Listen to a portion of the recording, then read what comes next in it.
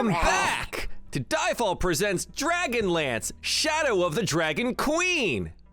Here we see a burning village. Everything's not okay.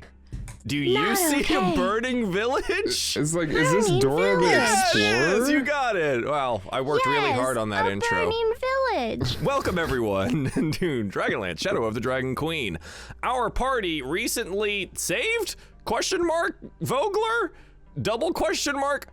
At least the people. Most, if not all, we're not really sure yet, of the people of the small fishing village of Vogler were evacuated the last session through various different means, through the combined brain power of Razik and Talonor. Talonor, you helped a little, I guess, that, you know, you did what you could with the mage hand, and we all appreciate that. So, and then the attack on Vogler began. It was a bit rough, and it culminated in an attack on the docks by some enormous dragon-looking metallic contraption that almost killed everyone. So that was a bit of an issue. The dragon-like contraption that almost killed all of our party members and stopped them from escaping. However, our final scene was of Jayev, the attendant lieutenant to Cudgel, Iron Smile, that, well, made his way to the docks out of the burning buildings and said, it's time to go. Help is not on the way. Our heroes jumped on the last boat and paddled away from the burning village of Vogler. That just makes me think of, can you say burning village in Spanish? Pueblo and llamas. Wait, is that right? I probably butchered that. It sounds it's close enough to me. I'm pretty sure I'm going to offend somebody with how bad I butchered that. I think it's all right. If my Duolingo is serving correctly, it's fine. Vogler burns as we move away. Columns of smoke rise from the village, and invaders, shadows along the edge, loot what remains. The villagers around you in the various rafts, boats, and makeshift dinghies don't look away, watching until their home is nothing more than a red-black smear along the river's edge. The evacuation boats carry all that remains of Vogler down the Vingard toward uncertain sanctuary in Kalaman. Kalaman is about 30 miles down river, and on the other side, south end of Vogler there. So it will take some time for us to arrive there. Again, the last moments that we had before piling in were some unconscious friends, Jayev making his mad dash to the boat and collapsing into escape. We're able to bring our friends back up to consciousness in the safety of moving down the river itself. Talonor, you see that it's some kind fisherman who's patting you awake and dribbling some water on your face to try and get you back to consciousness. But you're alive, thankfully. He looks down at you and hey, you're all right. You're all right. You sit up a little bit. Good. Did we win? Going to assume by the general atmosphere, no? No, son. We didn't win. But we did save a lot of lives, thanks to you and your friends. You gotta take a glance down the boat there, and you can see everyone in a various state of stab wounds, burn wounds, coughing up smoke, or bruised and busted as they lie, stand, or lean somewhere on this fishing vessel. You good to stand? We could use some help on the paddles if you got the energy. Oh, yes, I suppose so. Where is that? Back over with your friends there. There's a seat. And he points to the back there, and you see where Jayev is still sitting on what like a makeshift stool. It's basically just a barrel holding this Solamnic Order helmet in hand next to an unused paddle currently. All right then, I'll sit down and grab the paddle. Yeah, and he goes, "Oh, sorry." JF will look up at you here. And he's, it's good to see you up. It's good to see you up. A lot of people lost their lives tonight, and wouldn't do to have another. Well, it's good to be up, I suppose. I have no idea what that thing was, but I thought I was getting out the way, and then I remember a blinding flash, and that's about it, really. I ran past something metallic and machine-like, and he watches his eyes just travel over to Razik, who has a metallic and machine-like backpack currently strapped onto him. Sorry, do I hear this, Joel? Oh, absolutely. It's a fishing vessel. It's not very big. It was an interesting contraption, to say the least, for sure. Any idea what it was, then? I mean, I've never seen anything like it before. I guess potentially a larger version of what I carry. He couldn't have built a bigger one then to shoot back at him. Not yet. Yeah, he'll look at you, eyebrow raised. Oh. Hey, well. Oh, right. He'll kind of move up and around where perhaps Talonor takes up the paddle here and walk slightly backwards to where Reyna is sitting. As the only member of the Solamnic Order that I'm aware of, I perhaps think that this helm should be in your possession. Thank you. Have we met before? Briefly, when I was giving the scouts rundown on the incoming force. But again, it was brief. You remember, I was told to go roll around in pig shit. Right. Right. Thank you for this. And I go ahead and take the helm from his hands, turning it about. Does it have little slits for my ears? No, this is Becklin's helm. One of the horns is broken off of it here, and he hands it to you, and you look around at it. And he's, Becklin gave this to me with the orders to make sure everyone leaves and to not wait for them. She said it would help you believe that it was her orders and not just me.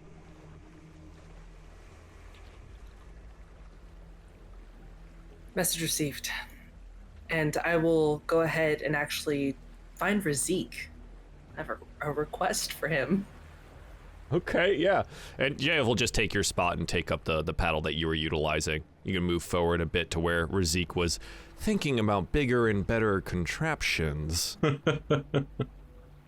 Razik, I'm not quite sure if this is something that I can ask of you. Oh, well, please go ahead. If there's something I can do to help you, I'd be happy to hear it. This is probably an odd request and something more meant for an armorer, but would you by chance be able to cut slits into this helm for my ears? It would be very difficult to wear this. I'm not quite sure how else to... Sure, I understand. This is Becklin's helm, I take it. I think Yes. I recognize it. Should I be making modifications to it? Or should I just be holding on to this, do you think? I think it depends on... I don't know, I suppose if you choose honor by wearing it in battle, then I think you kind of need the ear holes. But if you wish to just keep it as an heirloom, then maybe not. But I can't say what is the right thing to do. No, that is fair. If you're able to, I would appreciate it. It should be something I can do, no problem. Thank you. And I'll go ahead and actually move back to my paddle and then take over. Sure, yeah. And Jayev will assist. He'll move to another spot to, again, continue the paddling session as we move down the way. Razik, if you do want to do this, it's literally a nothing deal for you with your abilities and skills. Like, you will take the measurements. You will cut the slits into it. And something if you want to work on overnight. Like, yeah, I might need to actually ask Raina for ear measurements. Yeah, you're like go back behind her. Like, hold on, hang on. Let me get these real quick. Yeah. The right angle. Yeah. What is the angle that your ears can travel as they move around? Hang on, let me get all this right. Yeah, absolutely. But again, with a couple of hours worth of time and work and effort, you can make this happen before you guys take a rest on the fishing boat and kind of alternate out who's keeping watch and who's paddling and otherwise there. I think the other note that I would have here is that Darrett watches like this passing of the helm with interest. He looks sad. He looks kind of smoke covered and a bit wet, but fortunately no cuts or bruises or bleeding or anything like that. You had insisted that he stayed at the dockside there to avoid any kind of injury. But he definitely doesn't look happy. He kind of looks pretty sad here, a bit sullen. But he watches Razik intently as he makes the modifications on the helm. Do I pick up this vibe from Darrett? Again, small boat, and Darrett has no idea how to hide his emotions or who he is. Wait, Razik. Before you go too far, I overstepped. I didn't think of, and I kind of like sideways glance to Darrett over there, like he's probably like shaking his leg, trying to like not watch Razik, and every so often glancing over, like I didn't think about the kid. He's been through a lot, and he was a lot closer to Declan than I. No. It's all right. No, hang on. Actually, insight check this kid. I don't believe him for a second. Okay, fine. That's an 8. He's a little. I believe him for a second. You believe him for a moment. I don't know. He definitely has something that he wants to say, but please, Razik, go ahead. Well, Darrett, there was something that Becklin instructed me to give to you. Am I rowing at the moment, Joel? Can I reach into? Stop. Yeah. Okay. Basically, it's just like the extra paddles. The boat goes off course. Yeah. As you do so, right? You were working on the helm and whatever. There's plenty of people on this boat. Again, there's still villagers and stuff. Like the two soldiers, the two villagers that were helping you in the battle that did survive or whatever, covering your retreat. They're all there too. So there's plenty of people doing this, and a lot of people are using just like planks of wood to paddle too. Okay. So if you're utilizing an actual paddle, someone will just step in and use that. Okay. So yeah, I do have enough time to reach into my backpack and get out the 70-pound chest and say, well, Darrett, Becklin asked me to give this to you. I suspect it may be something that she wants you to have, and I will hand him the chest. Yeah. It's a very large wooden chest. Finely made, and you kind of place it on the ground because it's very heavy in front of him here, and he looks like I mean, before I look at this, whatever happens with the helm, it's fine. And I mean, Raina, you're a knight of the Solamnic Order. There's nothing I could say to you about this, and if this is the correct way to honor Becklin, then all right. But do we even know what happened to her? And Cudgel, are they alive? And he's looking just like at JF. Do we even know? Did anyone even care to ask? We didn't really have the time, Darrett. Oh, what do you mean? You can now. He's sitting right there. JF. He looks at, huh? What? What happened to Cudgel? What happened to Becklin? Lines were broken. We were overwhelmed. Took longer for them to do it than it probably should have. But it did eventually fail. As I was fleeing, I saw the creatures break through the line. The last thing I saw before I rode off as quickly as I could was Cudgel and Becklin being overwhelmed by those creatures. I don't know if they were killed or captured, but they are certainly unreachable at the moment. I would like to insight check him. Sure, absolutely. 18. Yeah, his thoughts are definitely a little bit elsewhere. He doesn't seem to be giving anything that would be like a lie, or not telling you anything, or a half-truth. He seems... It's like he's got that 1,000-yard stare, like as if he's reliving a singular moment in time, and doesn't have many other thoughts that's like going through his head. There, you have it. I believe him. It is unfortunate circumstances, but hopefully they did not meet their demise. Darrett will nod. Right, sorry, thank you. I just wanted to know. Becklin was family to me. The helm, it would be good for you to have it, Reyna. Obviously, Becklin left me something. And, well, I would be rude to not share with the people that, saved my village people. I appreciate your sentiment, but keep in mind that your word is just as important as mine. Just because I hold a title that means nothing. Well, it means a lot to me.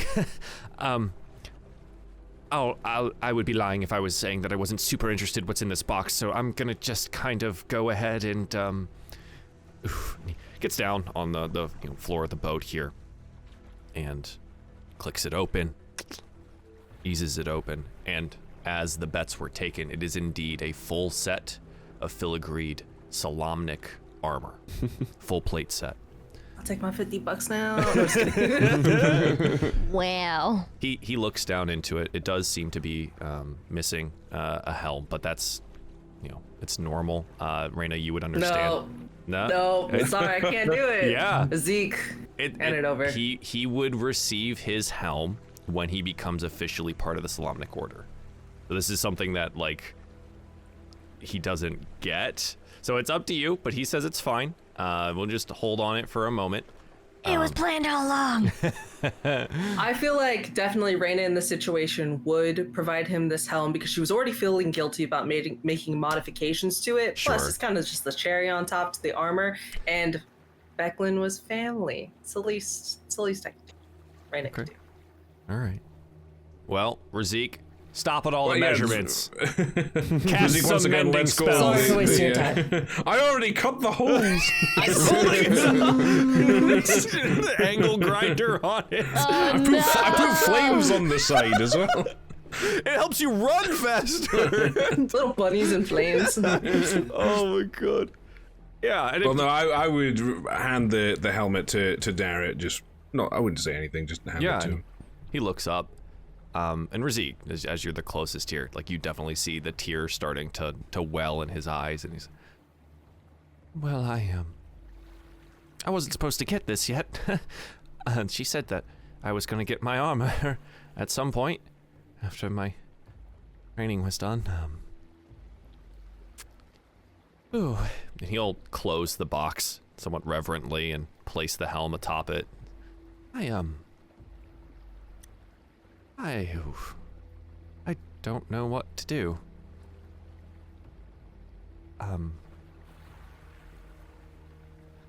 Razik, what would you do if perhaps your family no longer existed? Your meaning was fleeing in front of you like a bird on the wind? Well, I think it's appropriate to take time to grieve and understand the loss you've gone through, and then in time you will find new meaning. I can't say what it is, whether it is being a knight or perhaps something else, but the pain will pass. Perhaps it is all very, very fresh right now. You still exist, don't you? Yes, Swaddle, thanks to you, and watch his eyes like land on Ravenna for the first time, and he will just keep moving over her. Your friends. Yes. I suppose all of us here are to be thankful for that. None of us would have made it away, especially with whatever that machine was. A contraption of death. Speaking of which, Razik, do you even know what that was? I mean, it just a mechanical device on a large scale. I mean, I've never seen anything like that. I mean, I was in Than's workshop, and he has some impressive devices in there for sure, but nothing as powerful or destructive as that. So I can't imagine how they could create it. It blew gouts of fire, similar to that of a dragon. Cowards. Do you think they have more of those? Probably. They seemed familiar with the device. Or the contraption or monstrosity. Where's Than right now? Like, is he on our boat or is No. he MIA right now? Than was left, essentially with the mayor in the last organization portions of getting people out. Than is not a fighter. He would not have been one of the last people onto a boat. So he is likely in the flotilla somewhere ahead of you downriver. You bloody better be, Joel. What? Oh, come on now. I wouldn't, not everyone dies here. So, yeah, and I think Darrett would look around and say, well, that's a terrifying thought. I mean, even the walls of Kalaman might not stand up to that thing. If they had more? Well, I guess when we get there, we should probably warn them, right? That would be best. You said that you have a similar weapon that sprays fire. Who? Him. And I point to Razik. Did I? I didn't mean it sprays. I meant this, and I guess I would deploy the steel defender. Yeah. I'm afraid that it doesn't spew fire or anything like that. A much smaller scale. I suppose it's been a bit useful. The villagers will kind of jump a bit backwards upon seeing the deploying of the glowing blue fox machine. And there's some, whoa, what is that? I don't You know, seem I've never seen very like it. versed in such weird contraptions. I mean, I learned quite a bit from Than in his workshop. He showed me a few tricks. So I guess I'm still learning, but I'm impressed with this, I'll be honest. I didn't expect to be able to do something like this. I see. Well, we're all full of surprises. Do you think you might be able to build something of a similar make? Replicate it? Not What are to you use. talking about, Ravenna? We don't use those things. What are you doing? I know we don't, brother. But if we are to defeat one, we must know its weakness. We must know how it works. Does my axe not work? It didn't work back there. As for making one myself, I mean, I feel like that would perhaps take many years of study to learn something to that size and degree of destructive power. Perhaps if we capture one at some point, or could pull one apart and I could see the insides, it may go a ways, but I wouldn't know that. I wouldn't have the foggiest clue on how to start on something like that. Do you think it was maybe magical too? And Darrett will look over at Talinor. Truth be told, I don't really know. I don't think so. From what I saw, at least before I got near incinerated, it looked to me as though they had a sort of crew manning it of sorts. I think it's more in Razik's ballpark than mine. Well, that's probably good then. If it's not magic, then maybe physical things can destroy it more easily. We must find its weak Perhaps. spot. If it were magic, I may have more recourse against it, but it didn't strike me as such. It didn't feel that way to me, at least, but Well, I wasn't exactly standing for long. I'm just glad you're alive, really. Perhaps when we catch up with Dan, we could ask him about it. Yes, he might be more familiar, I suppose. He may have an idea of something, I guess. But yes. All right. Well, what would Becklin do right now? We would set a watch, and do shifts for the paddling, and then eventually we would arrive at Kalaman, and she would march right in to the walled city and the keep, and demand assistance for our people. Why does that terrify me? It's a slightly daunting prospect, I suppose, but You'd we can be help you. insane if it didn't. All right. Well, wait. Towner, you said you'd help?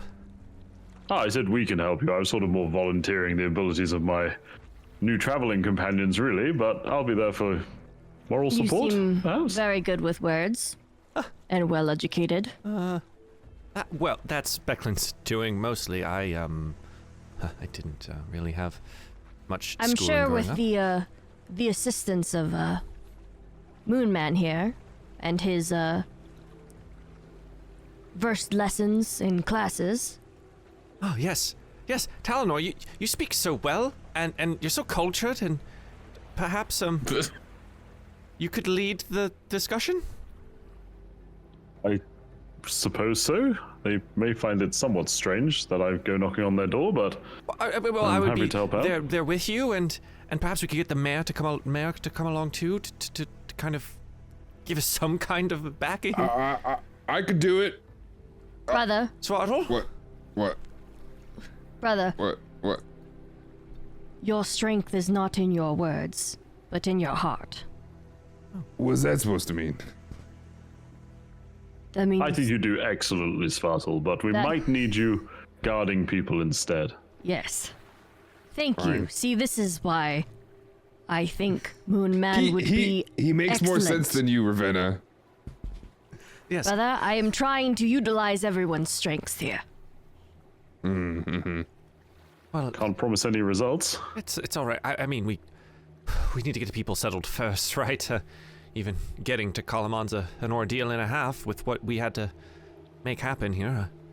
The rafts, they're gonna make it, right, Razik?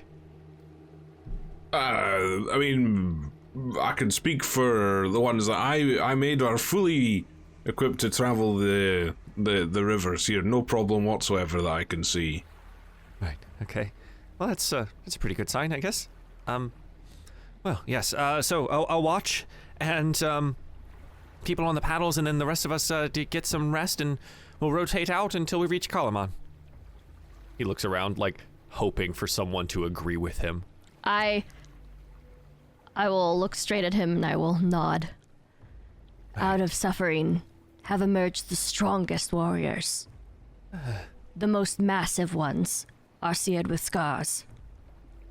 I don't feel very massive right now, but sure. I wasn't in the fight, so I'll take first watch if someone wants to get some sleep. I'm good. I've been unconscious enough recently. I'm more than happy to do an earlier watch. Right. I could just paddle all night long. That doesn't bother me. Svartal, as strong as you are, you still need to sleep. Take second, then. All right. All right. Yeah, and we'll just kind of like settle into a watch being dictated here. There isn't much to watch for other than the other boats and rafts and perhaps any of the struggles they might have or their people, being able to help them in some fashion. It seems that, again, with the impressive pre-planning done by Than, Talonor, and Razik, that the people had made it out quite a bit a ways ahead of the incurring army, especially with some distractionary forces delivered by yourselves, that the people did make it. There is like murmurs from some of the fishermen over the night about like a lost friend or a neighbor or something like that, but it does seem that the losses were kept minimal The sacrifices of Cudgel and Becklin were, well, at least as far as they probably would say, worth it. The travel overnight to Kalaman is quiet and slow. The Vingard River carrying us out almost all the way to the Kalaman Bay. Kalaman, the walled city, rises up in the distance as morning breaks over the river, spreading across the shore of a wide bay. Ships sail to and from the city's walled harbor, their courses lit by a pair of these towering beacons.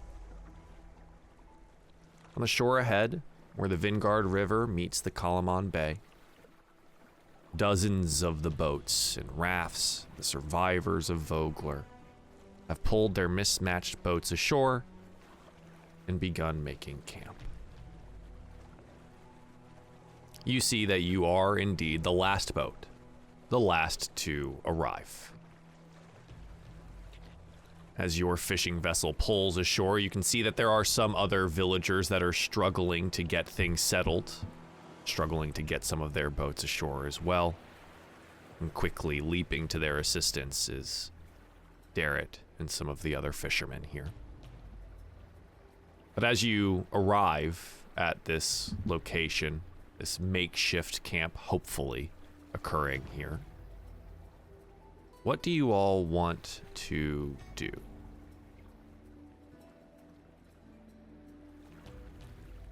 I will be taking, I guess, a count of my weapons, and I will be sharpening them and polishing them. Sure, okay. Razik would probably see if you could find Than just to make sure that he survived. Yeah, roll me a perception check. Take a look around, God. see if you can't find him somewhere. He is a small fella. That's a a 9. Joel. He's a small fella, and you don't immediately see him. What you do see, however, is a couple of youngsters, like children, trying to land a small raft up the river, and they seem to be struggling. The boat is about 20 feet from the shore and begins to drift away. Oh, God. Do I see this? Razik is the one looking around. Razik needs to let everyone know. Well, yeah, I would say, whoever, I would just yell nearby to, I don't know if the villagers are the party with me, but Sure. I think those kids need some help. Oh, there, are you all right? And you look out there, and of course, Razik, you knew it would be a young fisherman's son floating out on the raft down the river. He goes, Mr. Razik, we lost our paddle, and I think we're going out into the bay. Oh, God. Just keep calm. Yeah, so with the shouting, yes, Svartal, you would now note that this is happening. And does anyone have a length of rope or? Not in a panic, but Srata will just start swimming out there. Yeah, so Svartal, you go diving into the water of the river and begin swimming out to their small raft, where you see this young group of mostly children. I think the oldest is probably in the range of 14 or 15, and quite clearly, yes, they have lost their paddles. But you do swim your way out there. I need an athletics check for you to help push this raft back to shore upriver. It shouldn't be hard, but we'll see. Shouldn't be. We'll see. We're gonna find out. That's a natural natural 20. 20. Oh, yeah. Turns out it actually is relatively difficult, Svartal, because fighting against a river's current of this size is hard, especially with a laden thing that is not built for being on the water. It's like a really weirdly blunt raft. It's built to just float, and you have to push, shove, kick, and drag this thing all the way back to the shore. But with a natural 20, you are entirely capable of doing it. So well done there. And as you do arrive, the kids jump off, and you drag them all to shore, and they kind of gather around you here, thanking you profusely as you get up out of the river. I see this from a distance, and I kind of nod and smirk a bit. You see Talon's Wait, taking a you slight not- break from sewing patches into his tunic of all the blasted out bits. He's like, This goes back to sewing. You nod at Svartle? Is that what you're saying? Yeah, I've like nodded what he did, and like I smirk a little bit, but I don't let anyone know. He This is a he sees camera the- only look. Yeah. He sees Okay. if he sees the nod, he would look behind him like. Huh? Who's that for? Yeah, the And then children. shrug and walk on. The children here, as they gather around you, some of their parents start showing up, shouting for them here and thanking you. You note as some of them do approach, there is fear there as they look at you. And when they do look at you, their eyes quickly go to Ravenna sitting off on the side, and you see that there's a lot of fear there. The children, however, don't seem to have the same qualms, and the same young fisherman's son will actually hug one of your giant tree trunk legs before backing off there. And he goes, "You guys are really great. I'm so glad that you came." Aww. And the mom from behind was, "Alexander, come on, come along. Don't bother them." And he'll give you a little wave as they are led into the now building of this camp. Svartle gives a weird, awkward wave, hand wave. Hello. Yeah, absolutely. Yeah, so as you look around, though, Rizik, you don't see small Than. But you did notice that, and you would note that at the center of all of this kind of madness of the town's, refugee people here, you would see Mayor Raven. It seems that at least she made it, and she is, trying to as quickly as possible organize these people into making this camp. So I would approach her and say, "Oh, it's good to see you survived, Mayor Raven. How are you?" All thanks to you and your friends, and she looks back at where your fishing vessel was pulled up to the shore here. We left you one of the fastest vessels at the end, so it looks like it made it, but I don't see Becklin or Cudgel.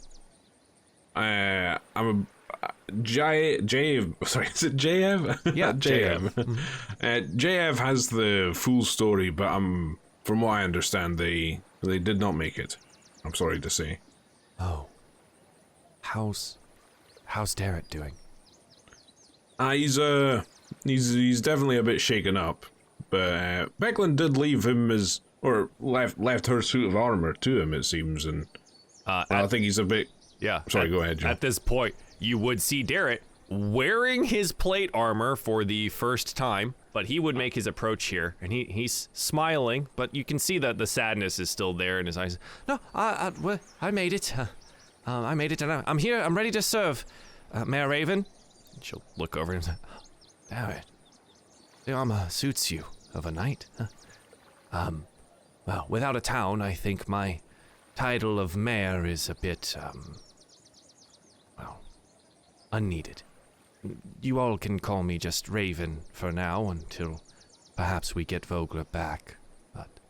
Reyna wants to step in and say, maybe you don't want to let go of that title just yet, until we speak to the leader of this town and gain more supplies, and at least gain approval for us being on their land. The last thing that I want to do is get these poor people in more trouble for us just washing up on their shores. Yes, getting run off would be the last thing.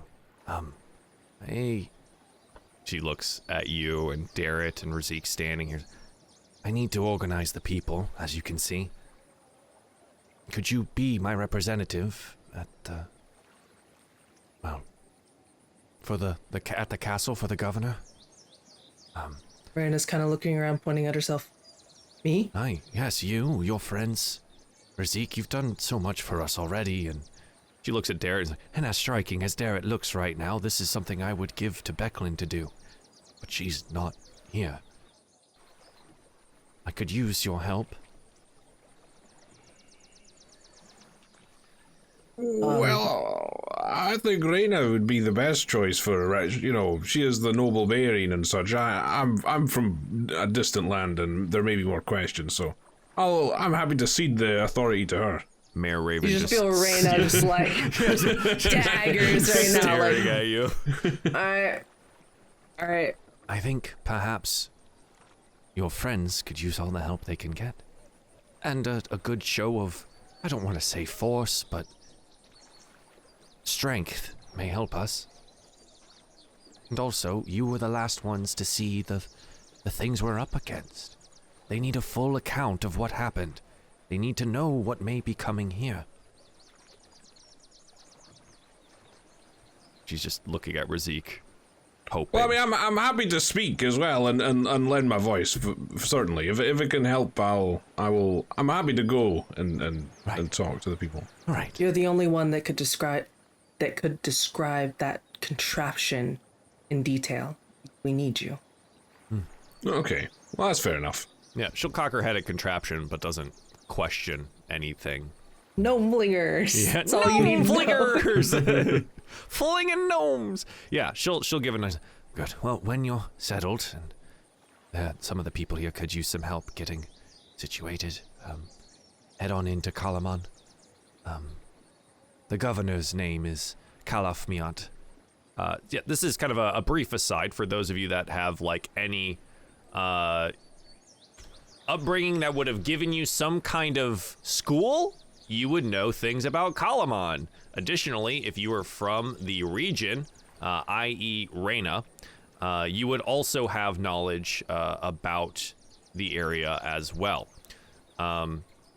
Kalaman is, well, it's a big walled city known as the Beacon of the East, one of the largest cities in Solamnia.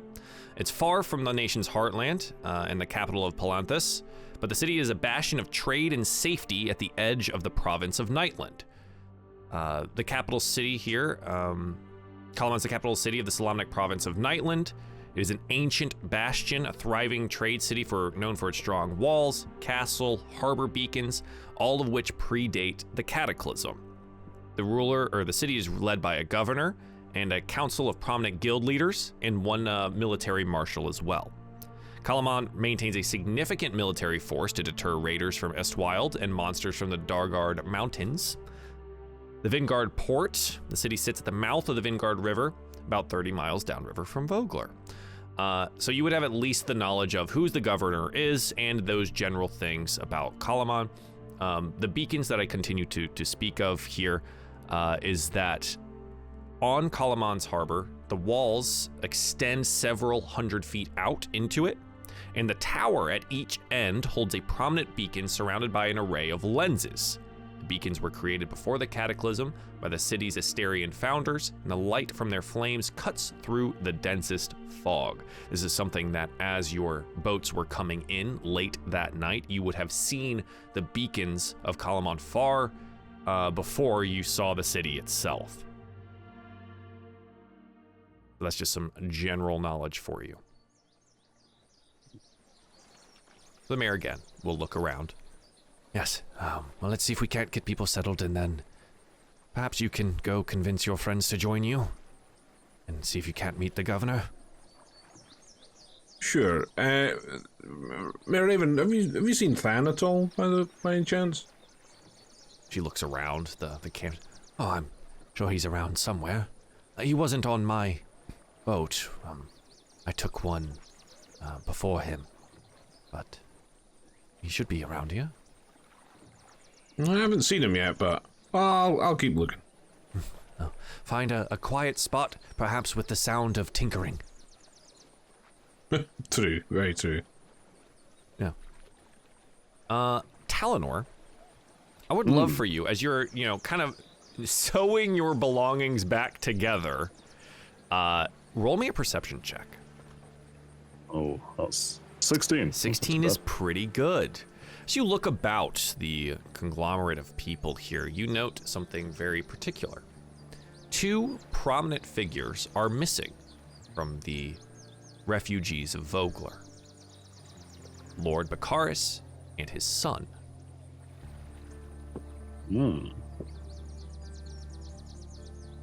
Oh no! Those two are such a thorn in our side. Good lord. No! I was the just one something that for you to saw know. them go back to his house, right? Because the noble dude, Yes. he was just like in a huff and a puff and just walked to his They were place. going back to their place after the meeting when everyone was getting ready to evacuate, but we did not see them again during the evacuation. Oh. Because Have a look Who I have around. who I have in my notes as quote little shit. Yes, yes, Yeah. that's his son.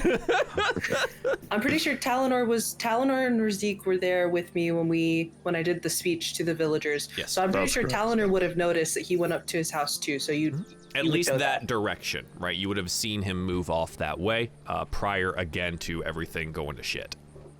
I'd look around me and, well, are any of my companions nearby? So this would be simultaneous as to, you know, Reyna and Razik talking to the mayor. Ravenna seems to be taking care of her belongings, and Svardal probably drying off a little bit. But yeah, so they're Are there any sort of, Those three of us. I guess just adults from Vogler near me?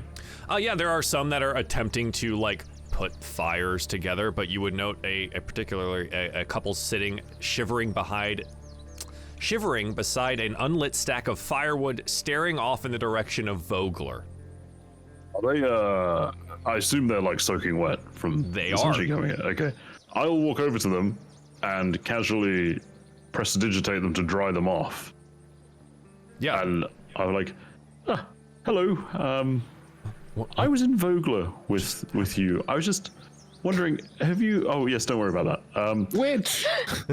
I was just wondering, had you happened to see Lord Baccharis or his son anywhere? I can't help but notice they're not exactly here. I'm not going to lie, that's a bit suspicious, given recent events. Either that or they perished in the fighting, which would be awfully sad. no, they were on one of the first boats out. Lord But they're not Baccharis here. was a bit huffy about everything, and well, he pushed himself and his son and some of their attendants onto a boat, and they made their way off far before anyone else did. I'm sorry, why are my clothes dry? Oh, it's an old Sylvanesti trick, don't worry about The it. fire's not even on. Well, I can fix that too. You know what, never mind. Where's, you said that they headed off first with their sort of attendants. Yes. Was there any sort of the, dare I say, common folk of Vogler on the boat, or? Well, I would consider their attendants as the common folk. I mean, it's just us, but generally families that have served the Baccharis family for a long time, right? That kind of gets handed down. They all And made none of their them are way out. here. No, they are not here. Do you know of any sort of, I'm not really from here, apologies. Do you know of any sort It's of all right. alternative towns or cities that they might have chose to head to, or is Kalaman really the natural destination? Yeah, the man will sit there and think for a moment, and then his wife will, well, he's kind of a lord, so maybe he went and, maybe he went to talk to the governor. Oh, maybe you no. did. Would you recognize the ship that they'd come in on? Can you see it here? Yeah, and you seem to have, like, shaken them out of their, reverie, this 1,000-yard stare down to Vogler, and they'll get up and they'll look around, and then they point. Again, it's like the furthest down the way and the furthest pulled up onto land, and there's quite a bit of the, like, village folk around this one, too, with all of the other rafts and things. It looks mostly empty, but a lot of these people are tearing down the rafts that were made to make, like, makeshift shelters as well. So is that their ship all the way down there? Yes, that's the one. It was one of the larger fishing vessels. Right. Oh shit. Okay. Thank you very much. You've been incredibly helpful. Oh, Thank no, you. of course. As far as I know, and she like looks at you and she cocks her head to the side. You're the one. I've heard stories about you. You're part of that group of visitors, right? The one that saved everyone at High More or Hill. less. And We were there, yes. That was awful, by the way. it Really was horrible. terrible. But also, people say that you can call the moonlight down from the sky. That would be something, wouldn't it? It would be. Maybe one day. I can tell you what, I try to light that fire and I will use the world's tiniest firebolt to light the fire in front of them. I'll be like, ooh, look at that. That's all I can do. Not much else. They look down and then look back up fire. at you, and she goes, "Oh goodness!" Oh, and she gets very man. excited and starts tittering to her husband here about magic and things. Like, I told you it wasn't fake. There we go. Nothing to do with the moonlight or anything strange, though. Just, you know, the odd little bit of warmth, I suppose. More practical, if anything. But you've been very helpful. I'm afraid that I have to run off to my friends and have somewhat of a panic attack, though. So, Go running away. thank you for your help. So If you need anything else, please do just reach out. But I'm going to scoot over here, and I'm going to turn and just kind of like scamper towards Raina, talking to the mayor, and go, Yeah. we might have a slight problem. Sorry to interrupt, but yes, there may be a slight political issue about to rear its ugly head. What is it, What? Eleanor? I think Lord Baccharis may have beaten us here, and according to some of the charming people of Vogler, he may have gone to speak to the governor before us. Oh, lords. That could be bad. It could be bad. I've barely met the man and his charming son, but they seem somewhat awful. And I'm going to say that they may not have our best interests at heart. And of course, the interests of the people of Vogler, of course, which are tantamount, naturally. But I'm a little worried that we may be put in somewhat of a worse position should he be left unchecked. Would like to put this as tactfully as I can. Razik, Raina, Darrett, Talinor, you know how I was just saying that we needed to have someone go speak to the governor for us, in a bit. Could I perhaps move that up the priority list? I think that maybe we should head out now. Design or designate people to assist with the further settlement of the people, and Yes. we should leave now. Yes, and the mayor will look back towards where Svartal and Ravenna are probably just next to each other. She goes, and based on previous interactions with the Lord Baccharis, I would suggest perhaps taking the two very large siblings with you, because it seems to terrify him. Of course. Not for any reason of wanting to terrify the man, but it may perhaps shut him up. This is the first time that Raina has ever done this in Orcish. She is going to yell across the beach, Ravenna! Svartal! It's time to go kick somebody's ass! And that way nobody else knows what the fuck she just said. you just instantly, like, Ravenna, like a dog, just stands up really quickly and turns around and, like, is holding your weapons. And she's, like, at attention. Svartal would look at Ravenna and with a very, very puzzling face. Did you just talk? Did you say something? Brother, we've been called. Huh? By who? And I, like, look around. You look around, yeah, and then you see, like, Raina, hands cupped over her mouth, yelling at you in your native tongue. I think we were just summoned by the elf. Oh. Okay. In Orcish? I know. I'm not that stupid. I know it was Orcish, but how did she know this? I don't know, but we should find out. I go on over with Get all your determination. I gear. walk forward, yeah. Yeah, get all your gear and cones. Huh, the mayor again. Well, that was effective. Not sure exactly what you said, but they're on their way. Good. You can fill them in on the things that need filling in, and, well, I'm going to attempt to get all the people settled as quickly as possible. Don't hurt him or his son, please. They are still just people of Vogler, as annoying as they are. Do we have to promise? I would appreciate that. All right. I promise. Darrett will also speak. Yes, well, I promise. Well, Razik, I'll leave you to it then. Yes, time for me to be off. And she will go assist the people as your group reconvenes at the small center of camp here. The siblings trotting forward, ready to be filled in on what is ahead of you. The gates of Kalaman lie before you. What would you like to do? I will allow the seemingly more cultured, larger vocabulary folk enter first. Yeah. Sure. Yeah, so I mean, I'm assuming the group just fills them in on what we're doing, and we're gonna head to Kalaman City Center?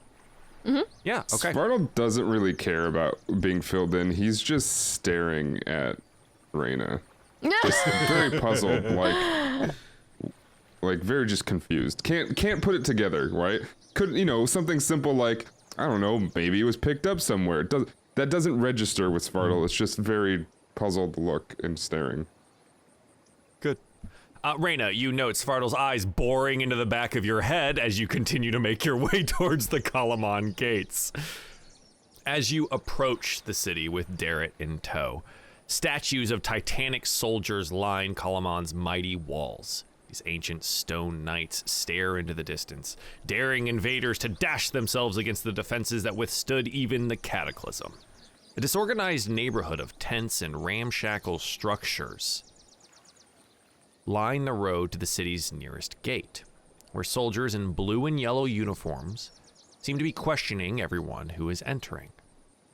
As you make your way forward to the gate, one of the guards, a grizzled older man, will hold up his hands. Oh, hold on now, state your business. What brings you to Kalaman? And again, his eyes will kind of like go over each person in the line here. 2 Solamnic knights, some outlanders, a man with horns, and he looks up towards Talonor, who is a very tall, lanky elf, and an elf from where? From where? Aye, you are an odd group to be seen here in Kalaman. I'm asking your business. Oh, yes, we came from Vogler, and you might have noticed the large influx of boats arriving recently. Did you see that? It was noted by some scouts earlier in the day. Yes, unfortunately we've trouble come from upriver? Vogler. Yes, under somewhat of a hostile attack. So we're sort of hoping to speak to the governor here for some aid, perhaps. And as a warning too. It's very important for Kalaman. Yeah. Oh.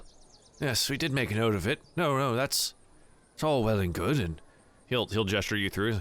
The Castle Kalaman is at the city center. Just follow the main road all the way through, and when it forks off, take the right wood path. Can't miss the castle. And he's right, because it sits above the walls on top of a towering hill at the center of Kalaman. Thank you. Yes, we'll head there straight away, I suppose, unless anybody has any other questions for this man. Nope. I nod. Yeah. Like, good. Kalaman is bustling, and much in the way that Vogler was before all of the tragedy arrived, seemingly business as usual.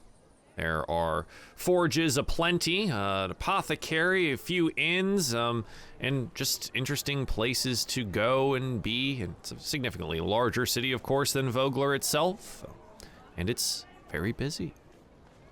The castle, like I said previously, does sit atop that hill.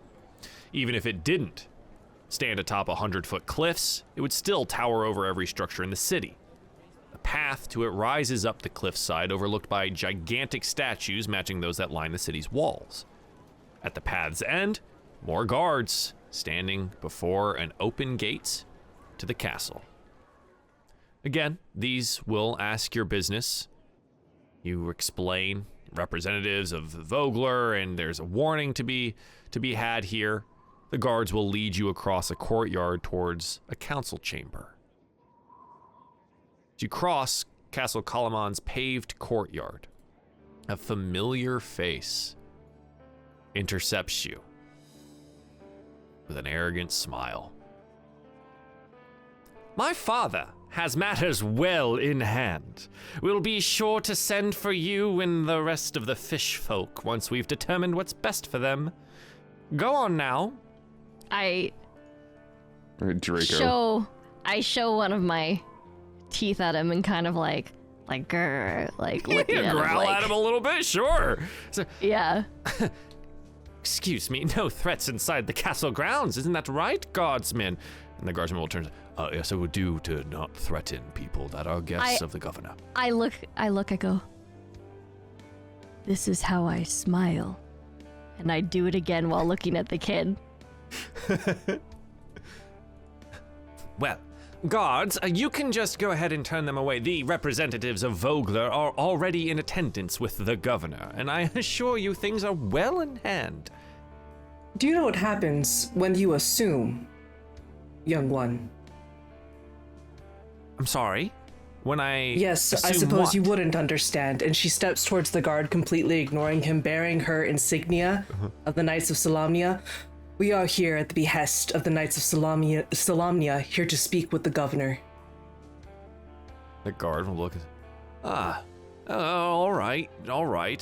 Let's not get ahead of anything. We'll just take this to the governor, and we'll let him decide on what's what. Thank you. Young man, if you don't mind stepping to the side, and he will posture up, puffing up his chest. Bakar the younger. No, I will not. These people come trouncing into our town, our little city of Vogler, and will ruin everything, burning it down from the inside out. Unbelievable that you would allow these traitors inside. That is slander, and I will not hear of it. Like a bit much. Jeez. We did quite a lot for Vogler, actually. And also, we were sent here by your actual mayor to speak to the governor. You've come here under your own authority. Well, as a lord, my father has the authority to do whatever he needs to do. Your father's a minor lord of a small town. I'm an actual noble of Sylvanesti, so if you want to play that card, the governor might be more interested in talking to me. Reyna's gonna give him a side eye, but not saying anything. Everyone just looks at you. He's like, huh? What? Nobody asked. I am. The guardsman I there, don't like to flaunt it, but it seems relevant. he will actually move up to Bakar here. We have representatives here from the Knights and Sylvanesti, of a noble house, it seems. I suggest you stand out of the way, and we will have things settled by the governor. And it does. That claim of you being from a noble house seems to put Bakars the Younger back on his heels here. And he looks at you just with these eyes like, you couldn't be. There's no way you could possibly, but he will kind of just slack-jawed get moved out of the way by the guards. I just like blankly smile staring at him while he's getting shoved to the side. And you will move past and deeper into the council chambers. The sounds of the water and the people, the docks, and everything falling away behind you here as you As move. we're heading in, I just turn to the group like, they didn't even ask me for proof. It would be funny now if I was lying, wouldn't it? The guard over his shoulder. Are you lying? No, it's fine. I really just wanted that little shit out of the way. Are you actually, though? Yes, pretty much. Look, I've got a ring. I even prove it. I'll flash my signet ring at people. Everyone looks at it. Okay, yeah. Are you quite famous then, Talon, or would you be right? No, probably not. I mean, not really, no. My father's a lot more famous than I am. I don't know him. No, What is maybe your in father's Sylvanesti, name? but... Gwyn Greymoon? Does that ping for me? We're quite a famous house of yeah, nowadays, tailors and artisans, but It would depend. other So, things in the past. ready for some background stuff? You're a Qualinesti elf, Reyna. So your kingdoms are very entirely separate from one another. Not just an entire continent between the two of them, but they generally keep more to themselves. The Sylvanesti elves are very insular, whereas the Qualinesti elves seem to be more open to outsiders and things of that nature. So it would entirely depend on your knowledge and your familiarity with Sylvanesti, not just culture, but their current governing status, which would be it's kind of a reach for a lot of people that would have been outside of Sylvanesti at all. And not I would just say as that, well, but Reyna's been if pretty you- out of touch with a lot of things, so Sure. yeah. Yeah, my house was famous for other things in the past, but don't know if you know about those or not. So Not right now, we don't. Don't worry about it. Raid has been very busy becoming a knight of the Solamnic Order. I feel like that would have probably taken a lot of your recent time. And then again, being Qualinesti rather than Sylvanesti means that you would be well outside the governing like structure of what that would be. Yeah. But you know, he's got a signet ring. That's pretty good. Yeah. But is it his signet ring? Seems to fit the finger well enough.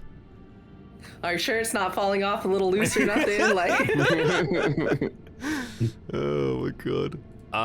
Yeah, so continuing to push inside here, there is a chamber.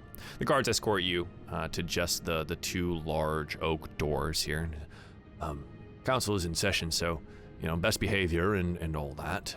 And he will knock twice, push the door open with a creak, and gives a small salute before introducing you as you come in. Representatives, they say, from Vogler, in addition to knights, two from the Solamnic Order, and a noble from the Sylvanesti region.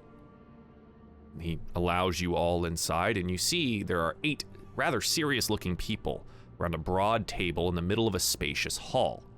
The table's end, a tall man with plaited blonde hair and a velvet vest of blue and gold stands to greet you. Welcome, guests. Welcome. I'm Governor Kalof Miat. Your leader has briefed us on the situation in Vogler, his bold defense, and his eagerness to strike back against these invaders. As Miat says this, he nods to a man near him, Lord Bakaris, who glares at your intrusion. Tell us, the governor continues, are your people still preparing for battle to retake Vogler from the invaders? first, I might inquire why this self-proclaimed leader is here without the mayor of Vogler. Yeah. Indeed. The governor will look down at Lord Bakaris, who will stand up and press his hands into the table. And he's like, I am the leader of Vogler. I am the ranking official of that town, and it is mine by my family's birthright. And yes, made a valiant effort at defense, and we are going to go back and take the damned thing from those lizard fuckers. Eleanor audibly laughs at lizard fuckers. He's starting to win me over. The governor will say, language, my dear lord, language, please. Right, of course. He seems to claim that he is indeed the leader. You say the mayor. Where are they? They are currently taking care of the people of Vogler as what a true leader would be doing in times such as this, staring daggers at Bakaris. Interesting. We were asked to deliver a message. Oh? On the mayor's behalf. He spreads his hands here. He's like, well, floor is all yours for the moment. And Bakaris again will leave. No, I am in charge here, all right? I am the one that got everyone out of Vogler. I am the one that will lead the charge back to it and claim I'm going to, slam my glaive onto the ground. Yeah. Like a staff. As you draw your weapon, there are 10 guards around. All of them will shift forward, right? I just, holding up a hand. Tap it. Yeah. I tap it onto the ground for him to silence. They all shift, right? And he, looking at him, everyone that looks in his general direction, he does shy back a little bit. Ravenna does scare him, just in general. Ravenna is rather terrifying. The governor's like, hold on here. Lord Bakaris, kindly shut up for a moment and let these people speak. Now, I can see we have 2 members of the Solamnic Order here, and their words are welcome at this table so long as we are in the Solamnic region. All right? I will then go, and as he says that, I will then slowly, making sure that all the guards see, I will slowly sheath my glaive back in, and I will they'll all step stand back. Yep. They'll release their weapons and good. Now, let's keep it civil for a moment, shall we? Please, the message. What have you come to say?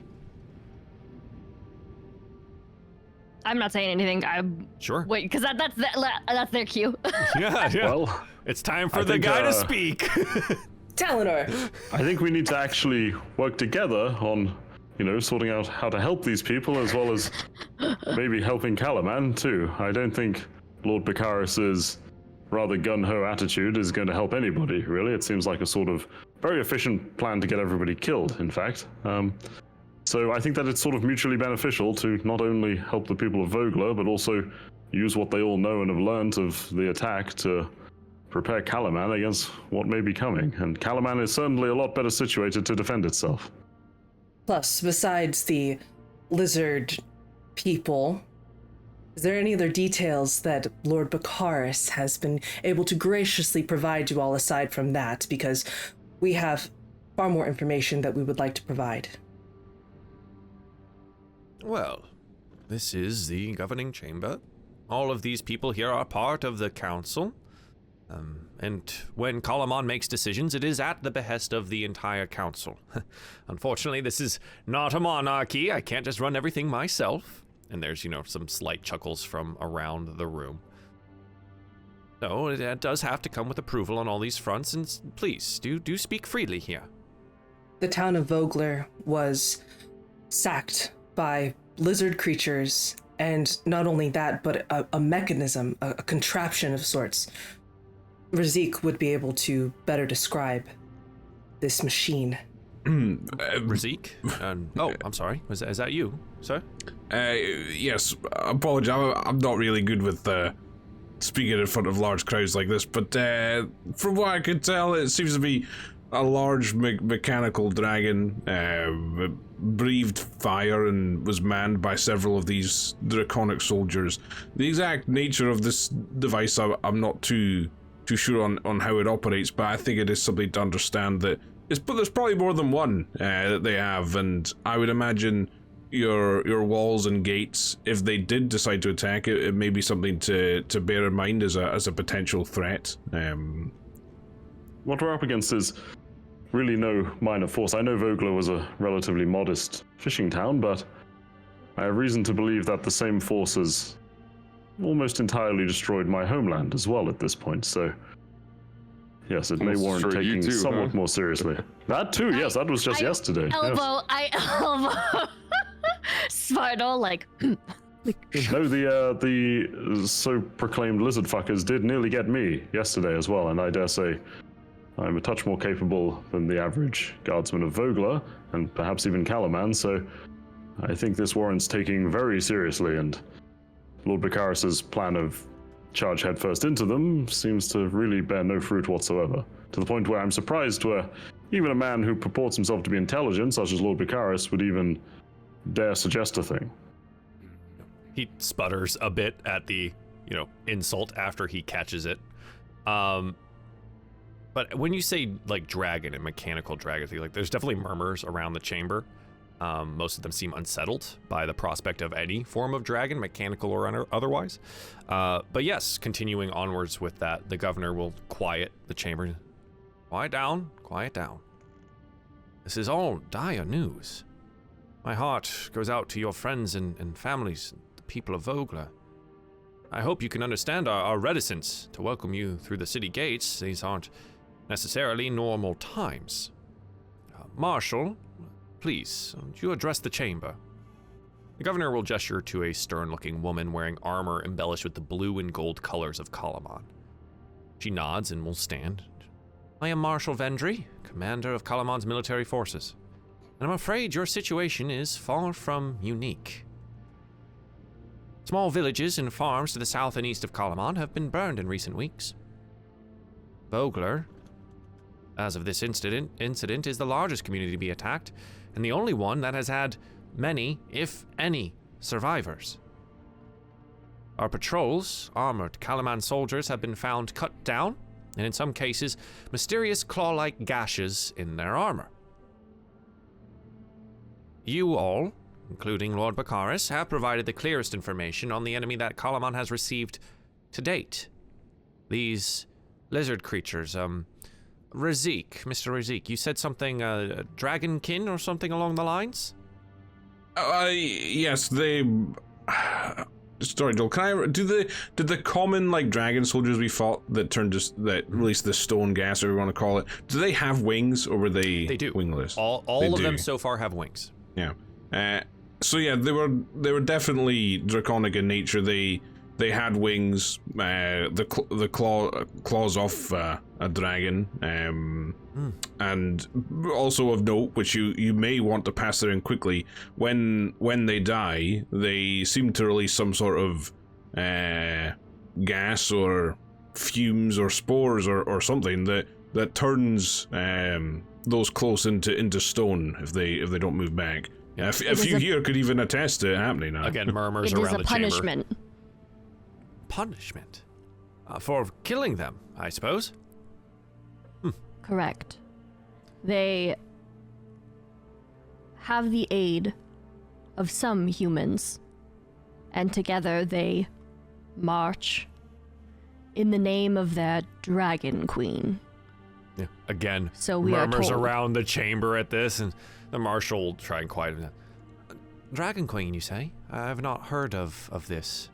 Well, do you have more details on Dragon Queen, or what? I will basically relay everything that the crazy religious fanatic had Yeah! basically Yeah! stated, but I will just say that. I won't say anything else So about just- it. I will just Yeah, we straight have up some just give information. the information. Uh-huh. Is that there's this Dragon Queen, and apparently they follow the goddess Takesis, and they are calling themselves the Immortal Dragon Army, right?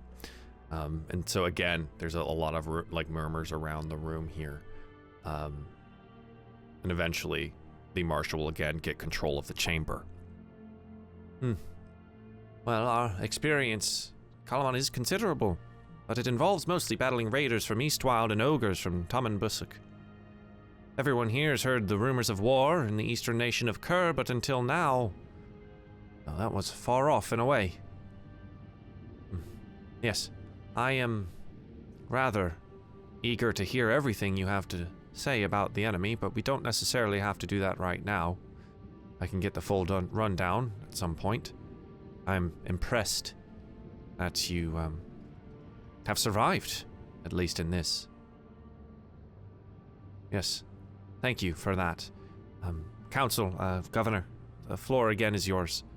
He will stand once again. Right, well, it seems that we have quite a lot to discuss. I'm going to ask for you all, you'll gesture to your group and Darrett, step outside for a moment while we discuss what we've learned here today. And, well, I will call you back in after we've made a bit of a decision here about what to do with Vogler's people, all right? And I assure you we will assist as best as we can. But please, leave us a moment so we can discuss. I will very almost dramatically just bow. like Flourishing bow. That was well done. Do you want me to roll a performance check for that? If you want it to be good, it can be good. If you want it to be bad, Yeah, be bad. let's do it. All right, let's do do it. it. Okay, I'm gonna roll a performance check. I Hell have a couple proficiency points in it, so 13. It doesn't suck. yeah, I still got it. It's all right. It goes okay. It's all right. Yeah. So the guards that had let you in begin to usher you out of the chamber for a time and out into the hall beyond the doors. I would love insight checks from the group. Can I also ask, did Lord Baccaris, does he stay in the chamber with the Lord council? Baccaris is not asked to leave. Oh, But- that but no, guy. On the way out, Svartal wouldn't whisper it, but not like say it loudly. He would like kind of lean towards Ravenna and be like, "We have to go home. We have, and that's it." Yeah, sure. Just as you move out. I will just nod, like yes, like I acknowledge it. Yeah. 19. Yeah. So for our insight checks here, Ravenna, great 3. Yep. Talonor 16, Razik 12, Zvartal 19, and Reyna 8. Talonor and Zvartal, during the entirety of the meeting here, while everyone was kind of like nervously Oh, looking my insight about- was actually 17. I'm sorry. Huh? Oh, I don't know why I rolled twice. Okay, 17 it is. It's fine. You 3 will notice that there was one person in the chamber that did not react, at least with either surprise or fear or nervousness in any way. In addition to, they seemed to be a little bit out of place comparatively to the others in the chamber. There was the governor, who sat at the head, there was Lord Baccharis, and there were others that were rather clearly denoted as members of, these guilds around Kalaman. Now, they're broken up into, various different divisions here with the prominent leaders of each of these guilds. So you would have noticed a cartographer's symbol on one of their chests, dock hands, Fisher's Guild, Mason's Guild, Shipwright's Guild, and things of that nature to kind of cover all of the broad interests of Kalaman. And then the marshal, and one person that was very much out of place. You noted that she was wearing these rather dark, long purple and black dress, and the sleeves of that dress looked almost like wings, long black feathers kind of protruding off of them off to the side. The short cropped black hair and somewhat arrogant appraising look. The three of you would have noted that her eyes never left Talonor the entirety of the time that he was in the chamber. The doors are closed behind you. Creaking sound, and you're left outside the council chamber. The guards will stand there at the doors, and I'm sure it will only really be a moment. If you don't mind giving it a bit of a wait, there are some chairs down the way there, and we can have some tea brought to you if you need. Yes, please. I'm parched. As we all. Sure. I would like to stand here, if that is all right. Oh, sure, sit, stand. We just can't have you, walking in at any point. I nod in understanding. Yeah. Give me a perception check if you're gonna stand at the door. Otherwise, if you guys go sit in the small parlor that is off to the side, you can have some tea and a discussion there as well. That is a natural 20 for Ravenna at a 21. It seems that Talonor and Reyna are all standing by the door. So it's 13 for Talonor, 13 for Reyna.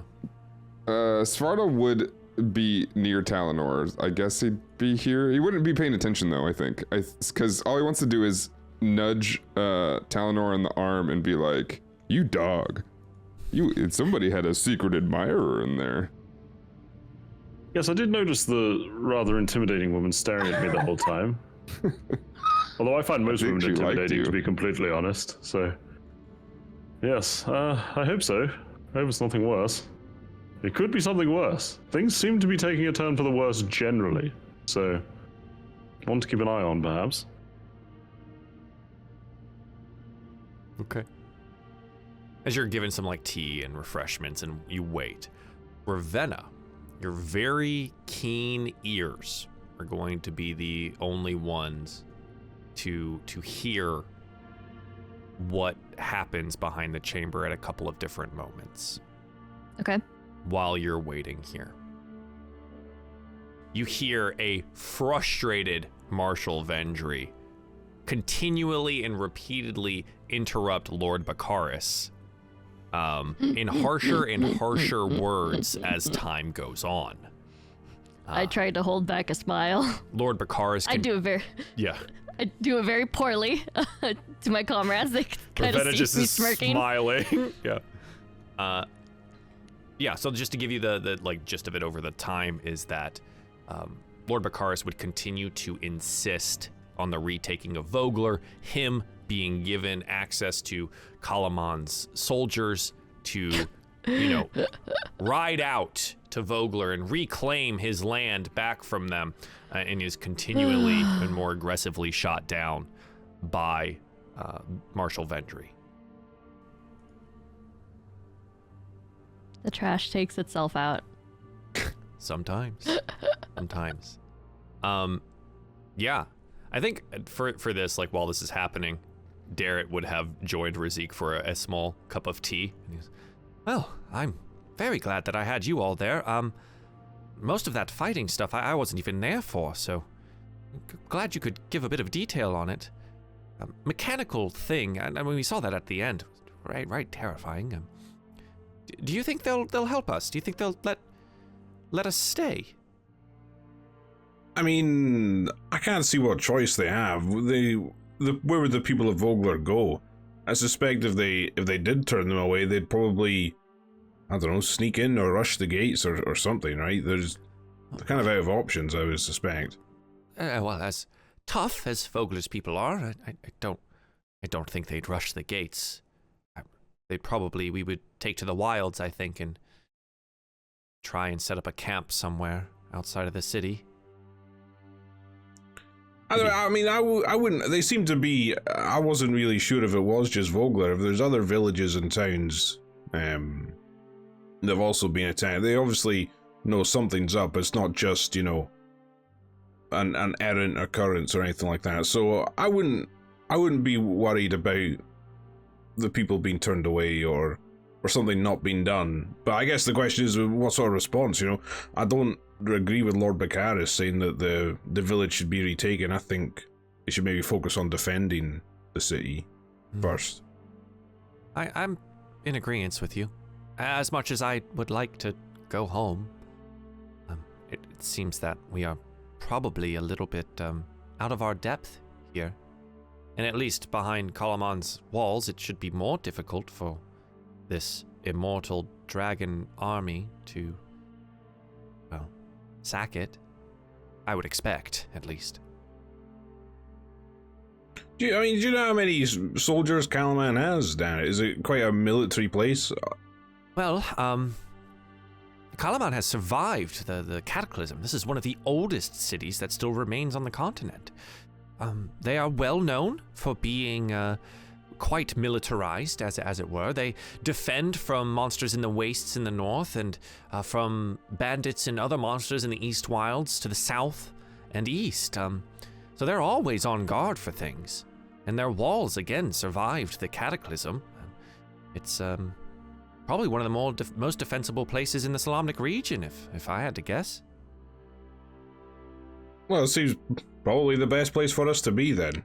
That's why I'm hoping they'll at least let us in, maybe? Something. I think more than anything else, the trouble's going to be food, but I guess we'll have to see. He kind of stares off and thinks for a while. The council meeting adjourns. Chamber's doors open, and most of the council members file past you without a glance, other than the one raven-robed woman who, again, just stares at Talonor the entire time. Marshal Vendry will beckon to you from the door. While inside, Governor Miat and Lord Baccaris remain seated. We're going to take a quick break, and then hopefully yell at Baccaris some more because I think it's funny. We'll be right back. The Dragon Queen has gone to war. The conquest of Ansalon has begun. Eastern portions of the continent have fallen. Kenderbor and Sylvanesti fight for their lives. Where are the heroes in our time of need? Who will stand and join the ranks of the Shard? Join the premier mercenary group known as the Shard of Discord. Build your character, select your class, and roll dice in a game designed by me, Runaway Robot. Scout, build, craft, and fight your way to victory during live stream game crises that directly affect the DieFall show Dragonlance, Shadow of the Dragon Queen. Join now at patreon.com/DieFall. Shard of Discord Season 2 begins. Welcome back to DieFall Presents Dragonlance Shadow of the Dragon Queen. We're at the council chamber in the city of Kalaman, trying desperately to get the refugees of Vogler some help through deft negotiation tactics and shouting at Lord Baccaris because he's the worst. We are invited back into the chamber after some deliberation by the council. You're invited to re-enter the council chamber, and the governor bids you all to sit. After you're all settled around the large table, Governor Miat will begin to speak.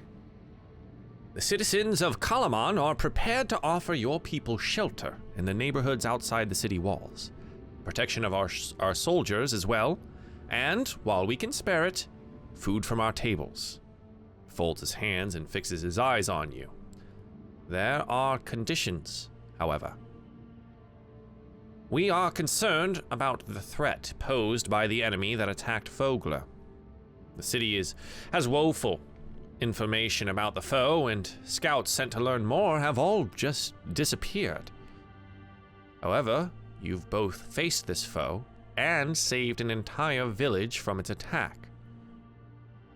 In return for Kalaman protecting the people of Vogler, the leaders want, well, at least someone to report to Marshal Vendry as a special operative in the Kalaman military. Only one of you needs to take the position officially in the Kalaman military, reporting directly to Marshal Vendry. The others of you can serve as attendants of sorts, or you can all join the Kalaman forces should you so choose. There is a stipend and board and places to live and food and things of that nature as well, should you have need of it. But that is the one way that we are going to accept this, because we seem to be in need of your assistance as well. And yes, this may feel a lot like conscription, but, well, it's what we have on offer. So, what do you think? Reyna will look to Darrett. Yeah, Darrett's looking at you. Reyna's looking at Darrett. I believe that I would be standing behind them, but I'm going to, I visually see these two shorter ones, like looking at each other. They're sitting at the table, like looking at each other. Yeah, and I will, put my hand on his shoulder. And I'll, like, look at him, and I will nod, like, you have to do this.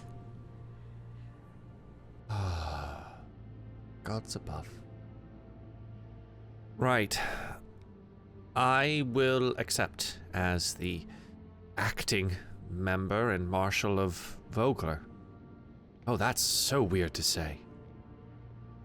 Yes, I'll do it. I will serve under Marshal Vendry as needed. Right. With some help and assistance, I hope. He'll look around nervously. Yeah, just random. When you say that, right, okay. Yes, then yes, I am. We are in, but I will be the one that signs. The governor will give a nod. Right, well, then that settles it. Pleased to hear it. Let's get a runner going already. And he looks over to the side to some of the guards. Let's get Vogler's people settled, food, supplies, and otherwise. I do think that there are some spare buildings in the trade sector that we can utilize for this. Let's go, get on it.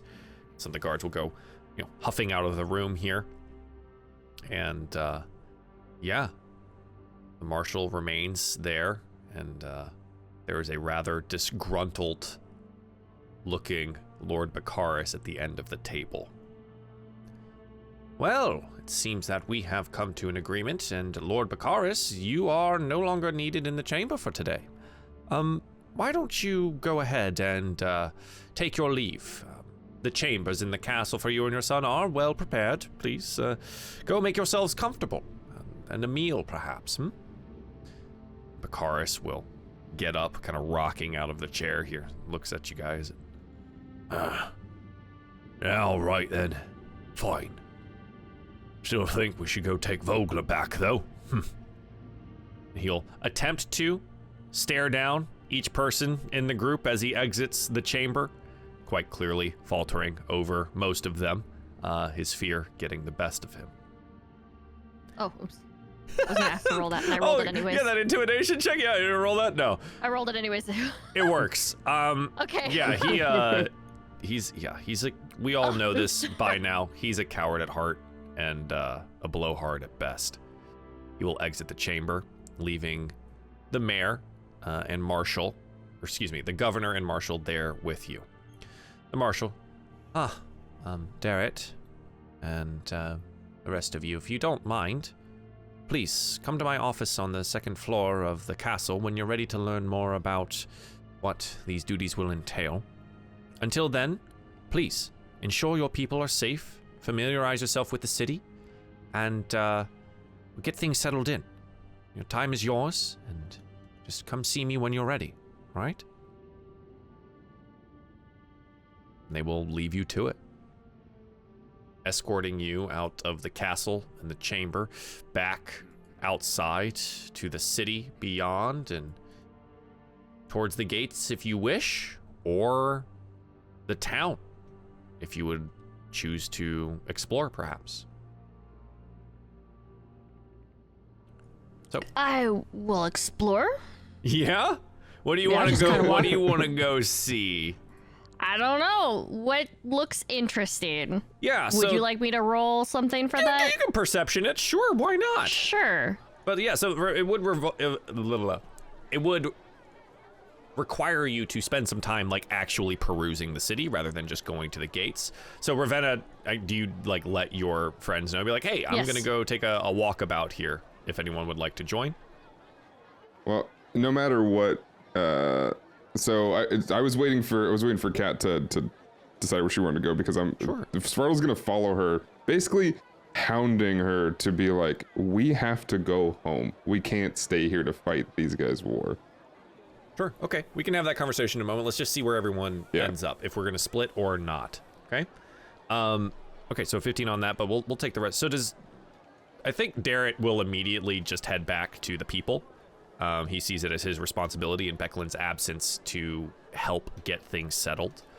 Yeah. Does anyone want to go with him, or who else is going with Ravenna? I would be happy to follow Ravenna, but on the way out, Joel, do I see the somewhat friendly guard who stopped Bakaris the Younger with us? Yeah, he's been the one that's like kind of put you in and out of all of these things. Fantastic. He's the one escorting you out of the castle as well. I'd kind of drop back while we're being escorted and say, I was like, this is awfully strange, but do you know who the sort of woman in black in the council was with the winged robe, whatever you'd call it? I do, actually. Her name is Wyan. She is, a retired mage, she says, but it seems that she was invited today for some kind of, counseling, right? Yes, she owns a shop here in town. An apothecary. Pretty successful as far as I know, though I don't necessarily go to apothecaries often enough. But yes, she's a mage, a former mage, she says, of high sorcery. Former? Aye, indeed. She says that she's retired. Oh. Well, thank you. That's useful information. Yeah, she's quite Talonor terrifying. Going paler by the second. To be honest, she doesn't say Oh much. yeah, she was sort of staring needles through me, and so it wasn't the best experience. Blinks is something I've noticed. No, I didn't really see her blink, to be honest, and I was sort of fretfully returning the stare quite a lot. So Yes. Well, thank you for the information. Of course, maybe of I'll course. check out her apothecary or something. Yes. And when you get back, I'll probably be the one leading you around the chambers anyway. So see you soon. Oh, well, I'll see you soon, I suppose. Yeah. Before anyone else leaves the castle, decisions on where we're going. Razik, are you going to join Darrett or Ravenna? No, but I think I would say to Darrett, I'm not hugely concerned, but I was trying to find Than earlier, and I couldn't spot him anywhere, and the mayor wasn't really sure where he got to either. Maybe I don't know, just worth having a wee look around. I don't know if he's headed into the city somewhere or. Oh well, I can take a look for him out in the camp. Perhaps while we get everyone moving again, he'll show up, or I truly need to head back there. But if you want to try and search the city, you're more than welcome to. Well, I would quite like to see a bit of the city myself, so I'll keep an eye out for him as we're going around, just in case I happen to come across him. But All right, just yes, of want course. to let you know. I will let you know as soon as I find him. When you get back to the camp, I suppose. Yeah. Reyna, what about you? Decision on where to go. I think Reyna's just gonna wander. So not with Ravenna and crew, but just the town at large? Yep, just kind of like take a walkabout. Sure, absolutely. Okay. We'll start with Ravenna and the group that goes that direction. Razik, do you choose to go with Ravenna, or are you going to also just do a solo walkabout, or go with Ravenna? I would go with the group, and I would just say to keep them, an eye out. I don't know where you guys are head, but I would really like to see the marketplaces. Those are where the action is. If we can head there. I will smirk, and I will say, yes, we can stop there. Okay, absolutely.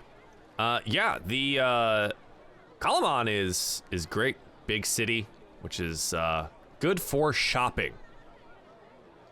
The marketplace, merchants across Ansalon do business in Kalaman's thriving bazaar.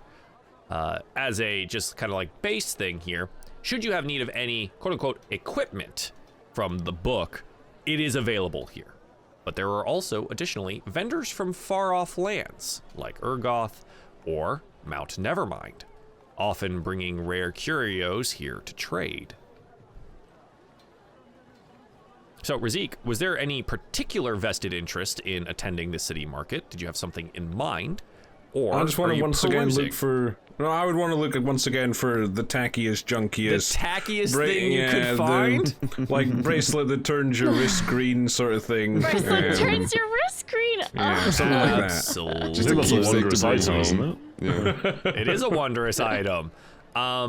Yeah. Okay, roll me a perception check. Why not? I just want to see what catches your eye.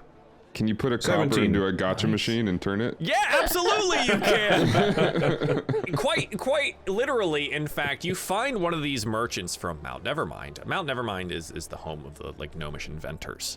And so there is a gnome man, not Van, behind the counter there, but he does seem to have this contraption of gears and a crank there that he goes, come on, get your coins stamped. Yes, right here, put them here, little gold, little copper, little silver, and you give it a little woo woo woo woo woo, spin it about, and there's like this like little horn, there's beep boop beep boop beep boop, and a with some steam coming out of the top of it, and eventually a flattened coin comes out of it here, and it has like a picture of Mount Nevermind on it.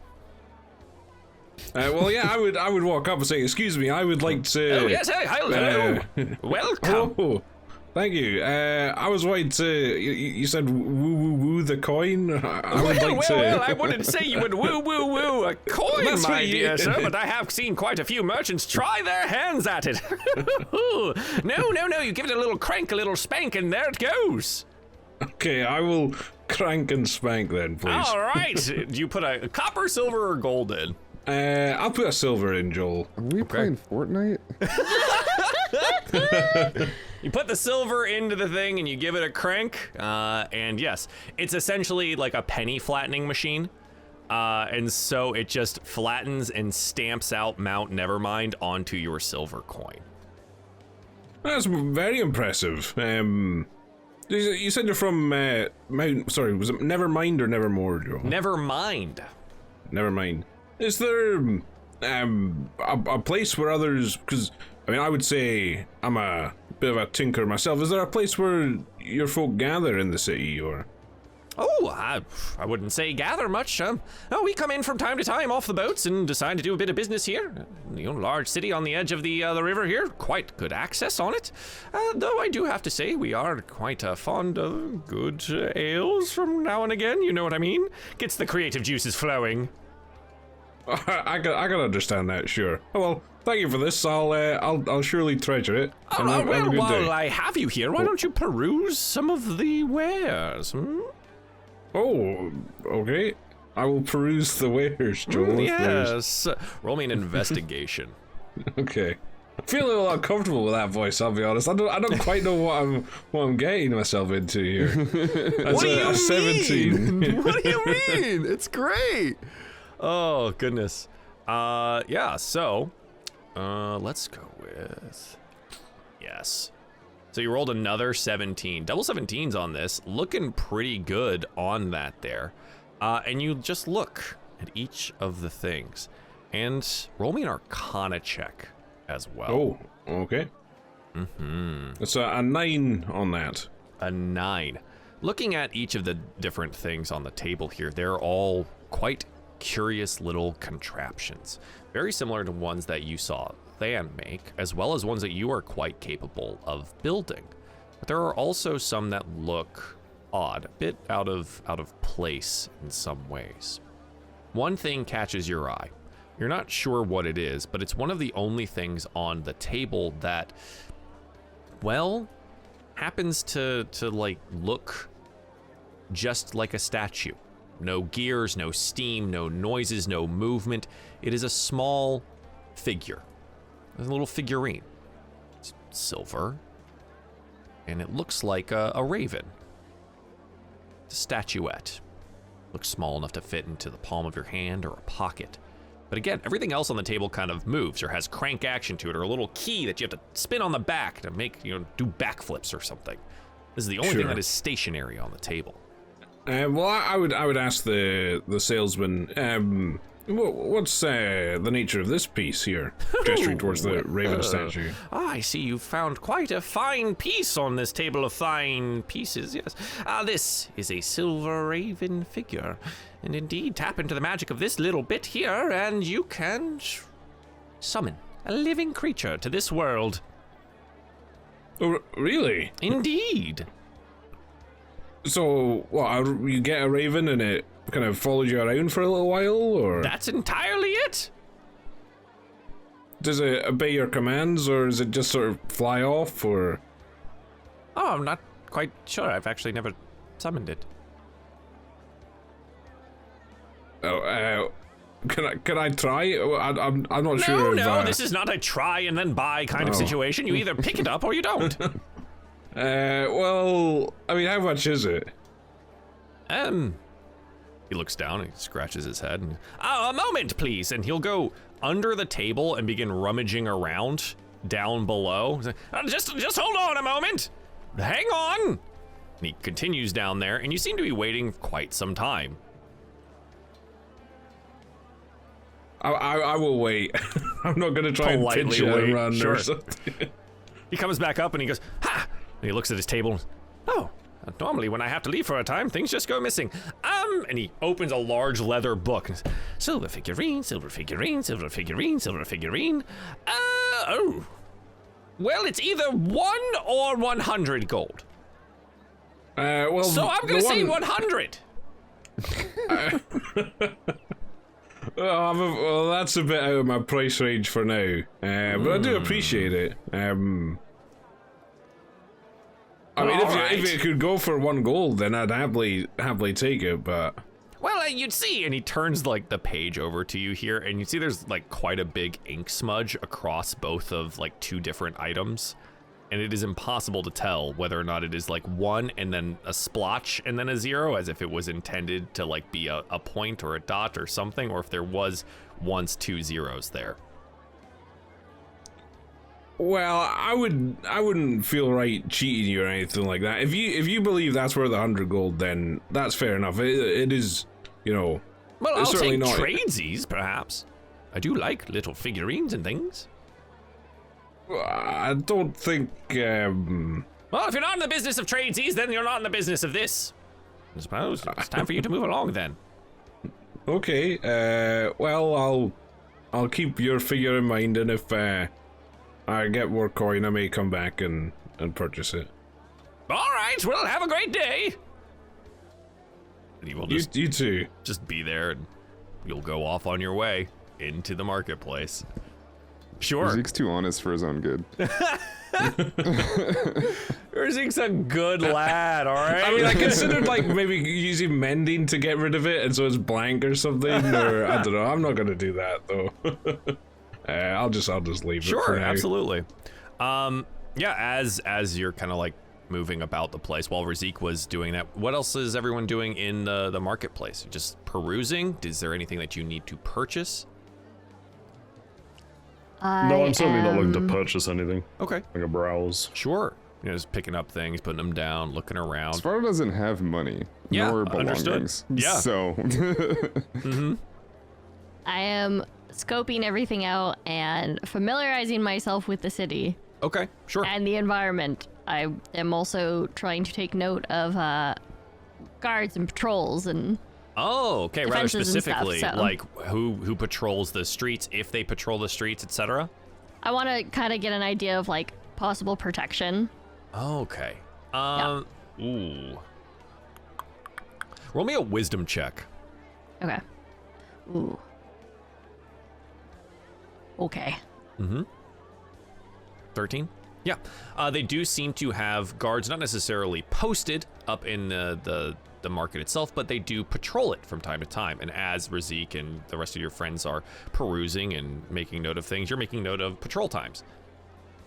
It does seem that like once every 15 to 20 minutes, there is a patrol. Not necessarily the same one each time, but it does seem their routes do take them through at least the marketplace area rather regularly. Okay. Is there a map nearby? Like a map, just in general? Yeah, like a physical map or like a "You are here" sign. You are here. Tourist information Sure, or yeah, something. there's a tourist information block right there in the center of the city market. Absolutely, it says "You are here." And there's a rough drawing of what the city looks like. Cool. Svartal would memorize it. Gonna memorize it? As he is keen to do as a wanderer in the Outlander background. Okay. Interesting. So you spend some time just looking at okay. Most people would think I just don't know how to read a map because of how I was gonna say, intently I'm like looking Talonor, at it. you see Svartal just looking at this map for an extended period of time, staring at it. That's a I'm map. like, well, I'm Svartal. glad that he's entertained. It's like television for Sparta. And Oh for my clarity, he wouldn't be able to memorize it for every little detail, but he would absolutely have 100% knowledge of the general layout. General layout, yeah. So the feature does Yeah. specify excellent memory for maps and geography. You can always recall general layout of terrain, settlements, and other features. Cool. Yeah. Dig it. So you spend an exorbitant amount of time in front of this thing here. Sure. Okay. While you guys are all perusing the marketplace area, we'll quickly bounce on over to Reyna. Reyna, what part of town would you have gone to? I am in search of a candy shop. A candy shop? Not the one filled with fine ladies. I'm looking for one filled with fine candy. Actual candy shop. 50 Cent hanging around here somewhere. I'm no longer, I'm a paladin now. I am a lady of the cloth. I no longer do that. That isn't who I'm here for now. Yeah, you stumble across, like, there is a bit like a sweets shop, right? It would be relatively close to the city market where a lot of these things are, but it would kind of off like on the side, down one of the side streets here. And it is called the Dragon's Hoard.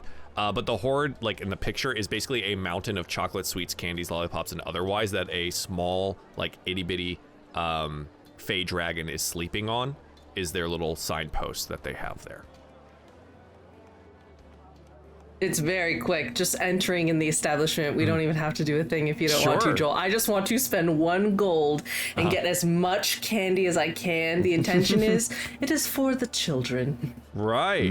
How much does candy cost You're welcome. in D&D? Chocolate, 5e equivalent. 10 gold pieces an ounce?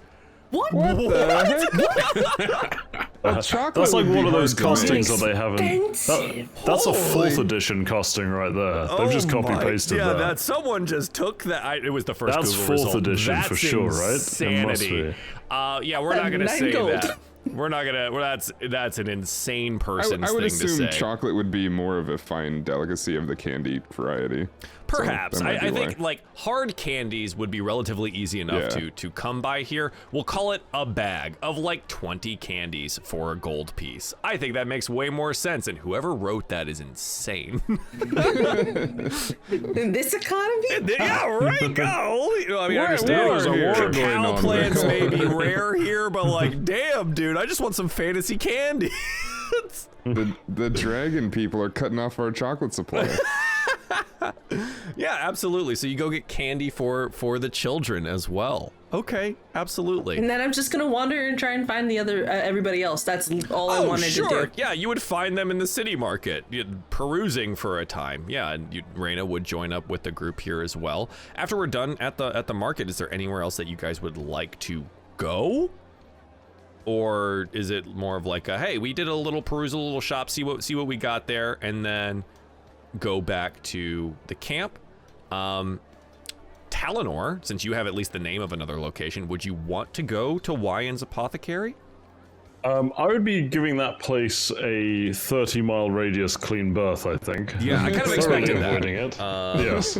I thought maybe perhaps... It's one place I don't want to go. Yeah, perhaps like curiosity would get the better of you, but no, it turns out Talonor is far too smart for me. So I think there would be a point where Svado would be like, hey, do you want to, Talonor, do you want to go find that secret admirer? No. No? No, not really, Svartal, I'm afraid. Oh, is that, no. is that not really your thing? No, not really. Okay. No, I find alright. most things terrifying, especially anything like that. So, yeah, no, I'm good.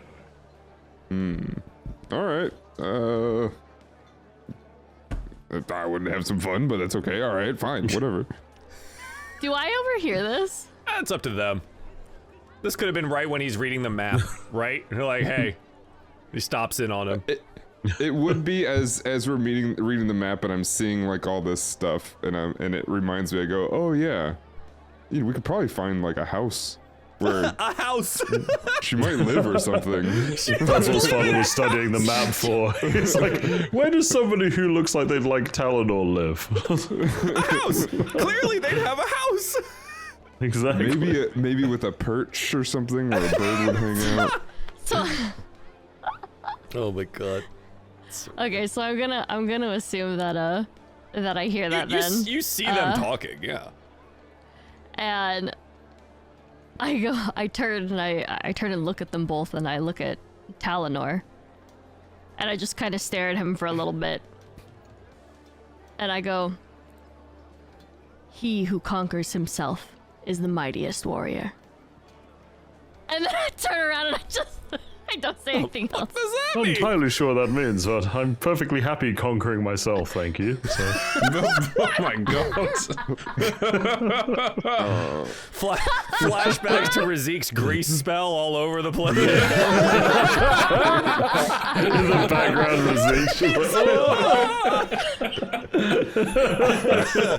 Oh my god. I don't know what she said. What the heck? So fucking funny.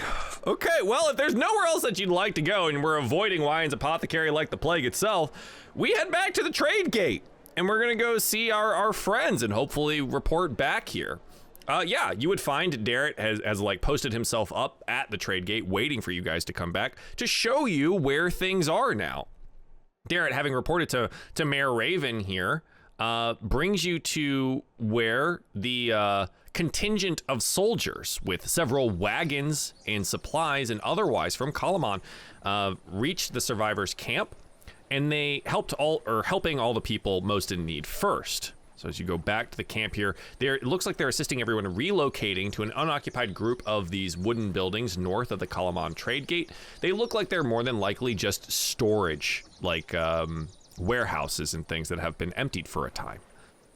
So they are establishing this location here.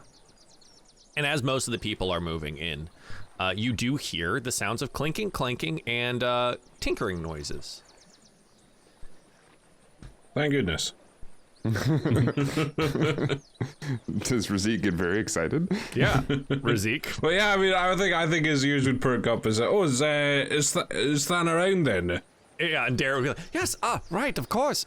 He's setting up our little kitchen inside. All right, well, I mean, if there's nothing to show, I'll go and help him and have a chat. It's if that's mostly all right now. about like helping everyone get settled in if you would like to, right?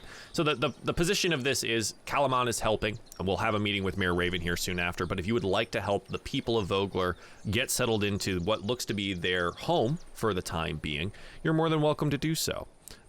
Using things like medicine checks or artisan tools or things of that nature to help build up the accommodations with the supplies delivered by Kalaman. It is up to you on what you would like to do. We'll start here with Razik going to Van, and then we'll kind of bounce around to see what everyone else is doing, okay? So, yeah, you go find Van, and yes, he is building what seems to be this like makeshift kitchen with the assistance of both Pinky and Stinky, seemingly having gotten them out of town as well. Okay, so I would walk up and say, "Oh, Than, it's good to see you." I'll be honest, Razik! Oh my goodness, it's so good to see you. I thought perhaps that the worst had come to us there. Vogler was quite up in flames by the time that I got on that boat and started rolling on out. Yeah, I mean, I think I was on the last boat out, so yeah, scary stuff. I'm lost track of you, though. I was a bit worried where you'd gotten off to, but I'm glad to see you're all right. I went a bit here and there and everywhere, and I made touched of base with some of the people from Mount Nevermind that were in town. I just checked in to see if perhaps they could do anything to help out the people of Vogler, and he gestures to like this bunch of kind of machinery. It would look very odd from a traditional point of view of what like an inn's kitchen would look like. There's far too many gears, far too many pipes, and a lot of like points where steam can be released in locations. Comic-Con. Well, they gave me one of the Nevermind boat's kitchens. They just hauled it off the boat and dragged it out here. This is like, I mean, I'm mostly used to a fire and a stick for cooking, so I don't know about all this. Oh, no, this is all coal-fired. No, what you get these, you know what coal is, right? It's a fellow intellectual. I would assume that you know exactly what that is. I know what coal is, yeah. Well, I had to check on science and all that. But anyways, no, it's coal-fired. You want to toss it in here, we pour a whole bunch of water in it, and basically steam runs through the whole damn system. It's incredible piece of work. Most of the gnomish households back in now Mount Nevermind have some piece of machinery like this. We don't necessarily stick on the whole wooden stove things. It's a bit messy and hard to chop a lot of wood. I don't know if you've chopped wood before, but it's also hard to find wood inside of a mountain. Well, I'm from a desert, so it's not something Hard I've to dealt find with the wood. whole. Yes, yeah, of course, yeah. right? Yes. So you would understand the need for not wood. So, anyways, I was just getting it set up here. Do you mind? Yeah, lending me I would happily help. And also, well, I don't know if there's a check or anything, Joel, but once we started working, I would ask him something else. Sure, it's going to be a Tinker Tools check with advantage, much like it is every time you work with Van and his two little compatriots there. Okay. You're just helping get things done. It's not the highest check. It is a literal complete piece of machinery. You're just getting it set for the common folk of Vogler to utilize. A 22 is more than enough to be able to assist Van in that nature. So while Sure. you're working and tinkering away, you had a question. I would just say, Than, did you happen to see that large mechanical dragon? Those the what? hostile for the large. Well, I guess you didn't. A large mechanical dragon. Fortunately, I think I did not see anything of the kind. Well, it got me a wee bit, and some of my companions. You can see you're suffering from quite a bit of these burn wounds. My eyebrows have yet to grow back, I'm afraid. But I thought you were just raising your eyebrow at me, but it turns out you are missing one. It was. I mean, I'll just describe it as best as Razik would remember it. Yeah, Joel. exactly. You know, This like wheeled mechanical bestial thing made to look like a dragon that could shoot solid shot, and as well as what seems to be like gouts of fire. Operated by 4 of the draconic creatures. It seemed to take a bunch of winching and gears and cranks and things of that nature. And he listens intently this entire time. His wrenches and things just kind of laying at the side as he thinks about it. He goes, Well, I can tell you something. It does sound gnomish, mate. it sounds gnomish. Well, I don't know about the desert and where you come from and things like that, but there's not a lot of whole people in the world that do what we do. You seem rather special in a way that, well, you tinker. There's not a lot of people in the continent that tinker and, well, have no fear of the mechanical and sometimes magical consequences thereof. So, I mean, is it possible that these, I guess, these gnomes were either forced to work or they could have, turned bad? I don't know. I'm not sure. But that is a bit concerning. Let me do some thinking, and perhaps I'll go into town and check in with the Mount Nevermind guys again and see if they've got, any reads on perhaps someone in the area that might know more. Sure. Sounds good. Thank you. Yeah, Perhaps don't tell anyone what I just told you, though. Okay, sure. I I'll don't keep want them to be afraid of what we do. No, certainly not. I will keep it to myself. All right. Well, I'm sorry I got you. We It's all right. try to make simple things, not necessarily weapons of war, you know. All right. And he'll get back to working with you on setting the kitchen up. Ravenna, you were the first one to speak up about helping the people at the camp. What would you like to do? I will use my muscles and I will do heavy lifting. Heavy lifting! Athletics! Let's go! Athletics, let's go! 13! 13, Good let's enough! go! You're basically just Yeah. lifting a bunch of, grain and food and crates and boxes and things off of all of the carts that the Kalaman people have, or military has delivered out here. You would find yourself, at one point, assisting and lifting with Darrett.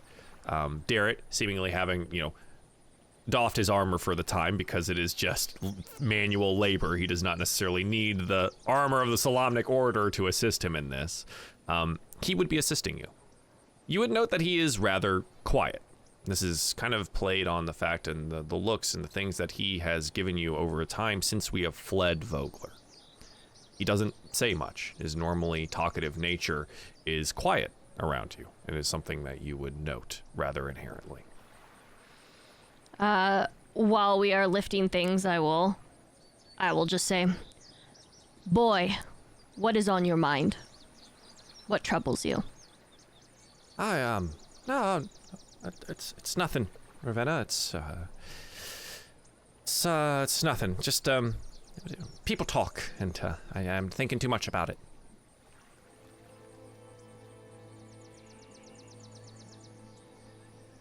I normally do not pry, for it is not my business. But if it will cloud your judgment, you should share it now. I'm not worried about my judgment, Ravenna. I'm worried about yours. Mine? Aye, What yes. for? When the people were getting ready to leave, getting all packed up and doing all these things, and... Well, I heard a bit of a story about, what happened to that prisoner. And what you did to him.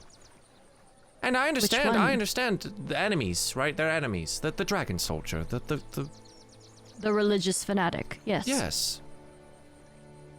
Did he deserve to go like that? Was that the honorable way to dispatch a helpless enemy?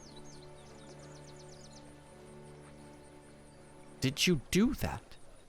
Is the story true? She will stand there and kind of ponder a bit, and she'll kind of nod. It is true. I did as they said. Why?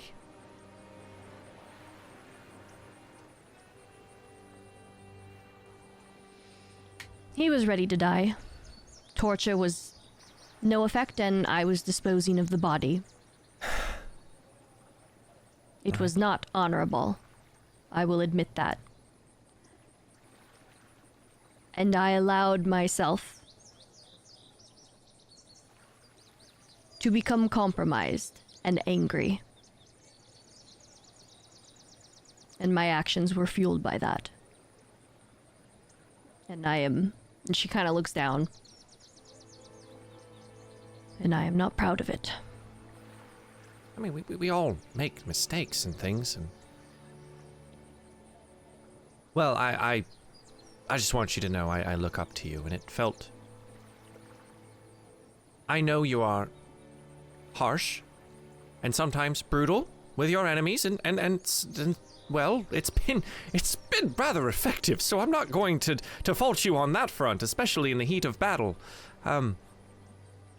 But you do speak of honor often, and I was trying to come to terms with how these things balanced. I want you to know, the people are afraid of you now, the ones of Vogler. They are, well, you've probably noticed they don't approach you like they kind of did a couple of days back. It will take them some time to get used to, but, well, the next time, perhaps you feel compromised. I know I'm not much of a warrior, or even your equal in a lot of regards, but, you know, maybe come talk to me first? Gosh, that feels so weird. That's something Becklin would say. Yes. You wish for me to... Talk to me first? You wish for me to consult you in matters if I feel compromised. Well, at least someone. But yes, if you need to, I'm offering myself. I understand. All right. I don't mean to... Thank you. Oh. The way you were looking at me, I couldn't tell if you were enraged or if I was going to be stuffed into a crab trap and thrown into the bay. You no. are not a religious fanatic. You are also not No, I'm an not enemy. a religious fanatic, but I will mention this. Rada's almost got me convinced to become religious, and that is a whole separate thing. I would not do such a thing. Well, It is another burden that... Well, it is a burden I myself know that I cannot handle. Sure, right. I just, seeing what I saw there, that machine, those creatures, the way that that machine fired one time and almost killed all of you. I am beginning to think some divine intervention wouldn't be a bad thing.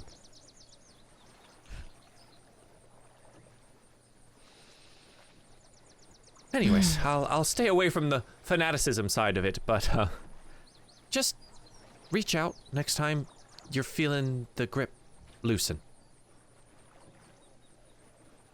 I will. Right. Thank you. Of course. Let's get this finished up. I ask one thing. Of course. Do not speak of this to my brother. No. This is just for us. All right. And he will continue to help you carry things throughout the camp. Yeah, setting things up for the people of Vogler. Zvardal, speaking of brothers, what are you up to?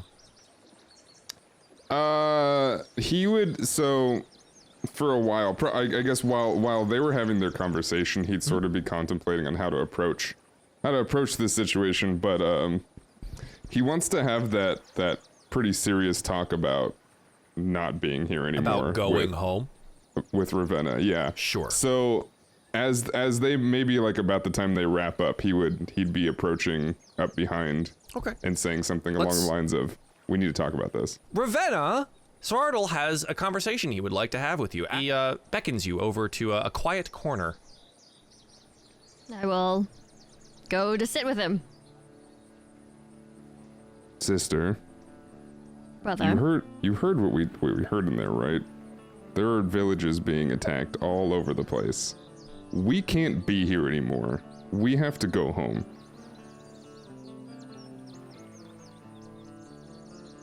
Why would you say that? What are we doing here in the first place? We came to pay honor for our family and then we were supposed to leave.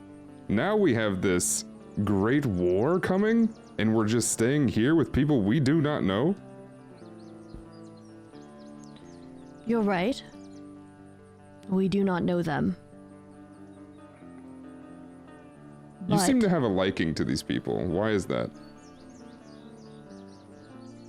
they're helpless, brother. We can't just leave them. So you'd rather let our village stay to ripe for conquest if No. it comes to that? I'm hoping by staying here and aiding them, we might be able to gather more knowledge on the enemy. Figure out a way to better fight them. We couldn't do that at home. We have father and everyone else at home. These people have nothing. What do you think mother would do? I mean, we saw what she would do. And look what happened.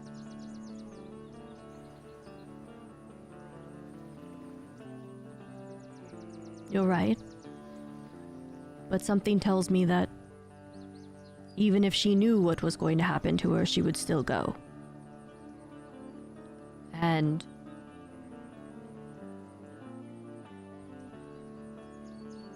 I feel like I would be dishonoring her if I didn't stay and help.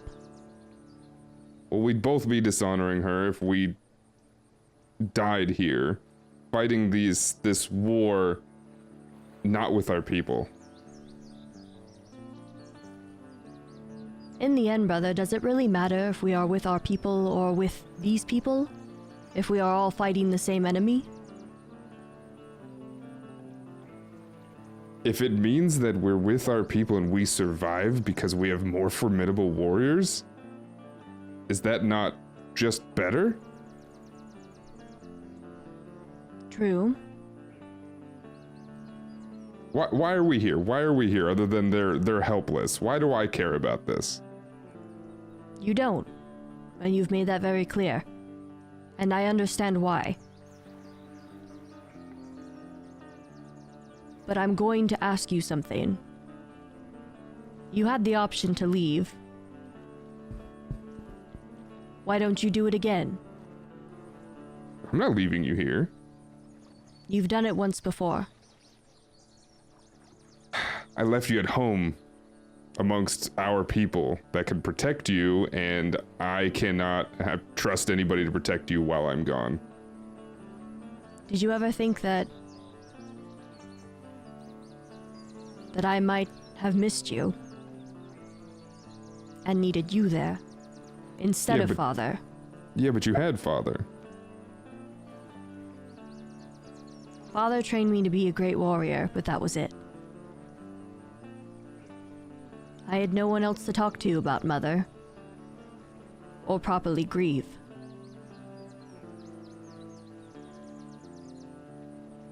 What was I supposed to do? Well, I was hoping you would stay. So we could grieve together.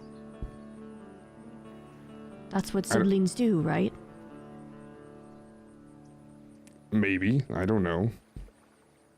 I know that I left and I shouldn't have. I realize that. But I had to do my own grieving, and I still don't think I did that properly. I don't think we both did. But helping these people, it gives me a purpose. And I feel in my heart that it's the right thing to do. And maybe this is how I grieve.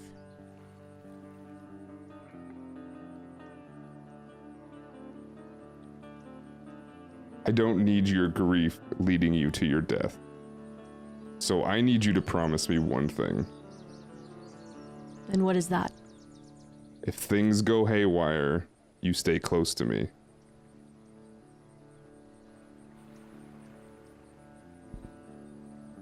I will not be far from you, brother. Together we can make it out of here alive, but you need to promise me as well, maybe it's two things, maybe I can't count, that you do not throw down your life for any of these people unless it is truly, truly necessary.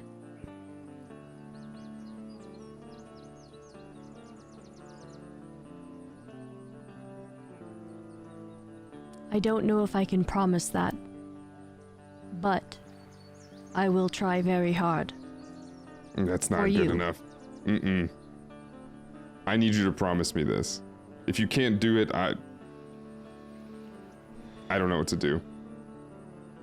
I don't want to make a promise I might not be able to keep, brother. It would be dishonorable of me.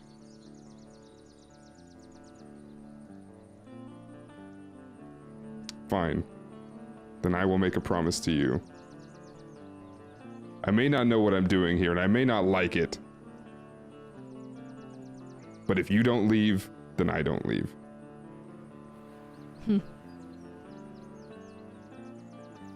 All right.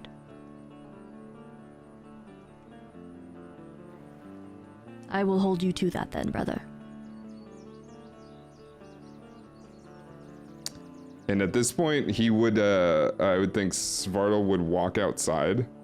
Probably, I don't know, we're probably in like the corner of all this stuff, but he'd walk out to like maybe just this open area and just yell out of frustration into the air. Roll me an intimidation check with advantage. Okay. Get on it. Fun. Yeah. Terrifying not only the villagers of Vogler, but everyone around you here. The enormous man, Svartal, gathers the attention of a couple of guardsmen here as they come over to you. Hold on there, stand down. What seems to be the trouble, big man? As they continuously look up your tree-like stature.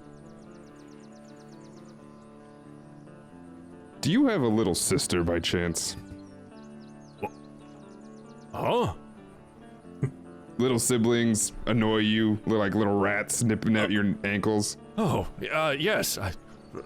Give me a moment there. I thought you might eat children. No, yes, I actually do. I have a small younger sister. She can be a pain in my butt sometimes, but I love the little scamp. I'm gonna forget what you just said.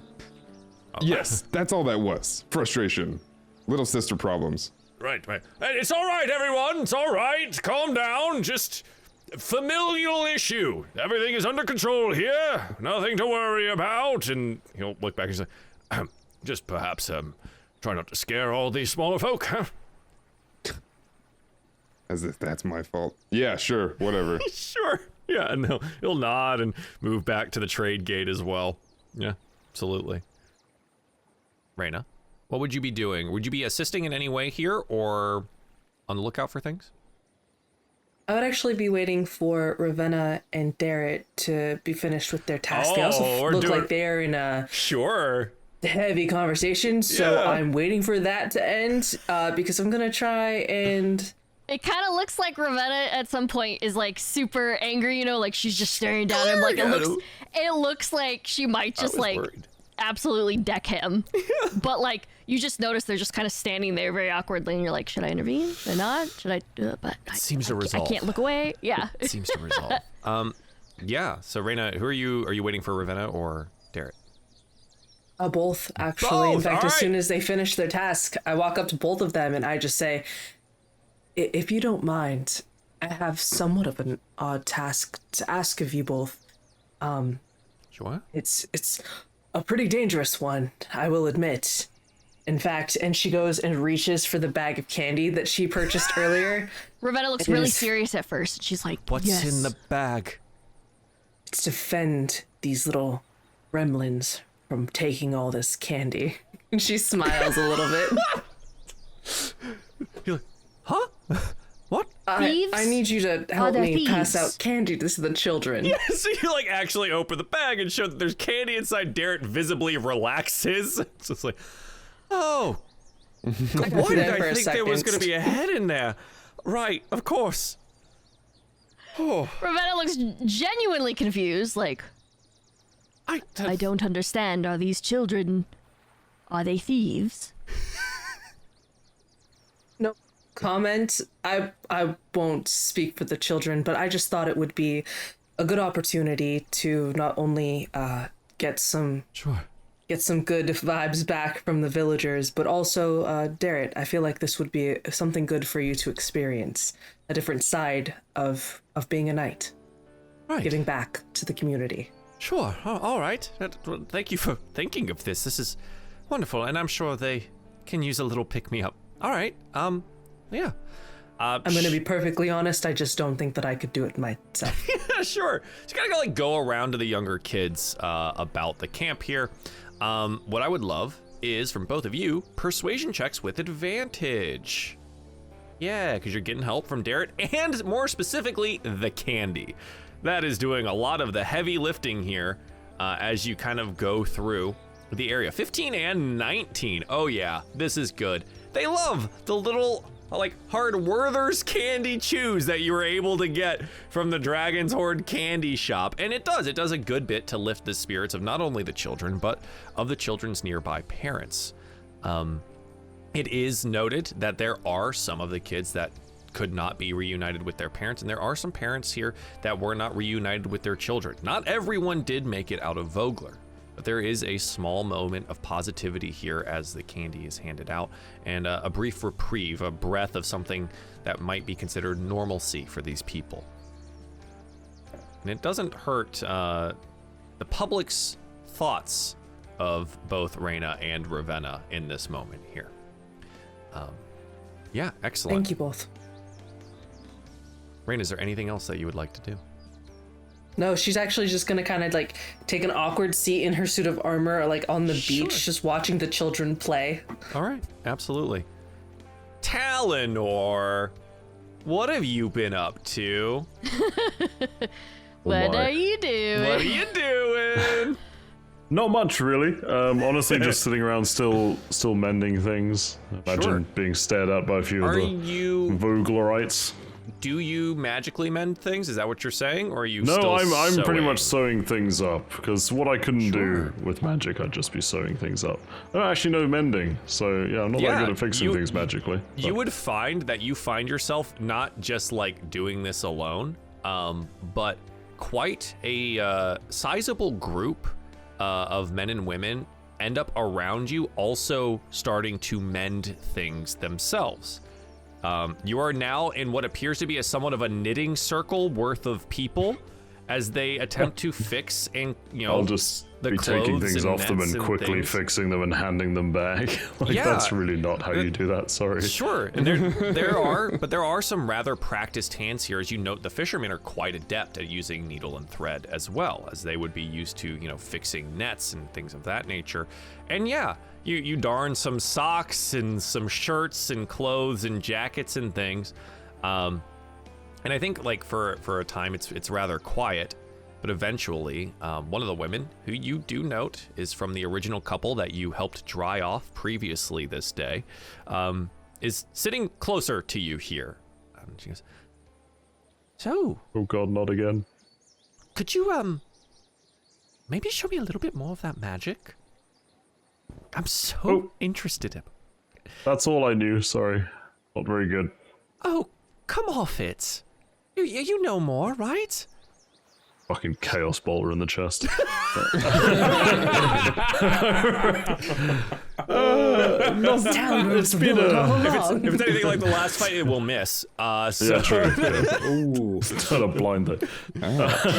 I'm afraid it's been a very arduous last couple of days, and I'm feeling a little drained in that regard. And honestly, a lot of the magic I know probably isn't particularly safe to go firing off around here. So Oh, all right. I guess that's fine. I had mostly said it because, well, someone from Kalaman came and asked if we had some people that used magic here in the camp. And I well, assume you said Reyna and Razik and no one else. Marvelous. well, actually, I quite forgot to mention either of them, but I wasn't really familiar with those names, so... I don't know who these people are. Did you give them my name? Well, I sort of only know your name, Talonor, through passing, and I may have given it. Well, I'm sure I- that was nothing that- will come of it. Was that bad? It I might was... have been bad, but I don't know yet. But don't worry, you want to know, I suppose. Right, yes.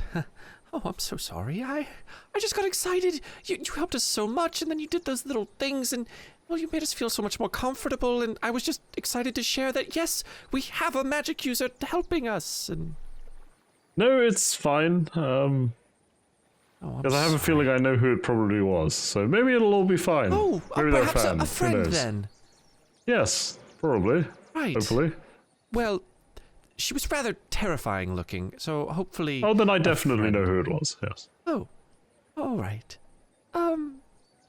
And she'll go back to quietly sewing up a sock. Rather chagrined. Yes. Aw, you made her feel bad now. Oh, no.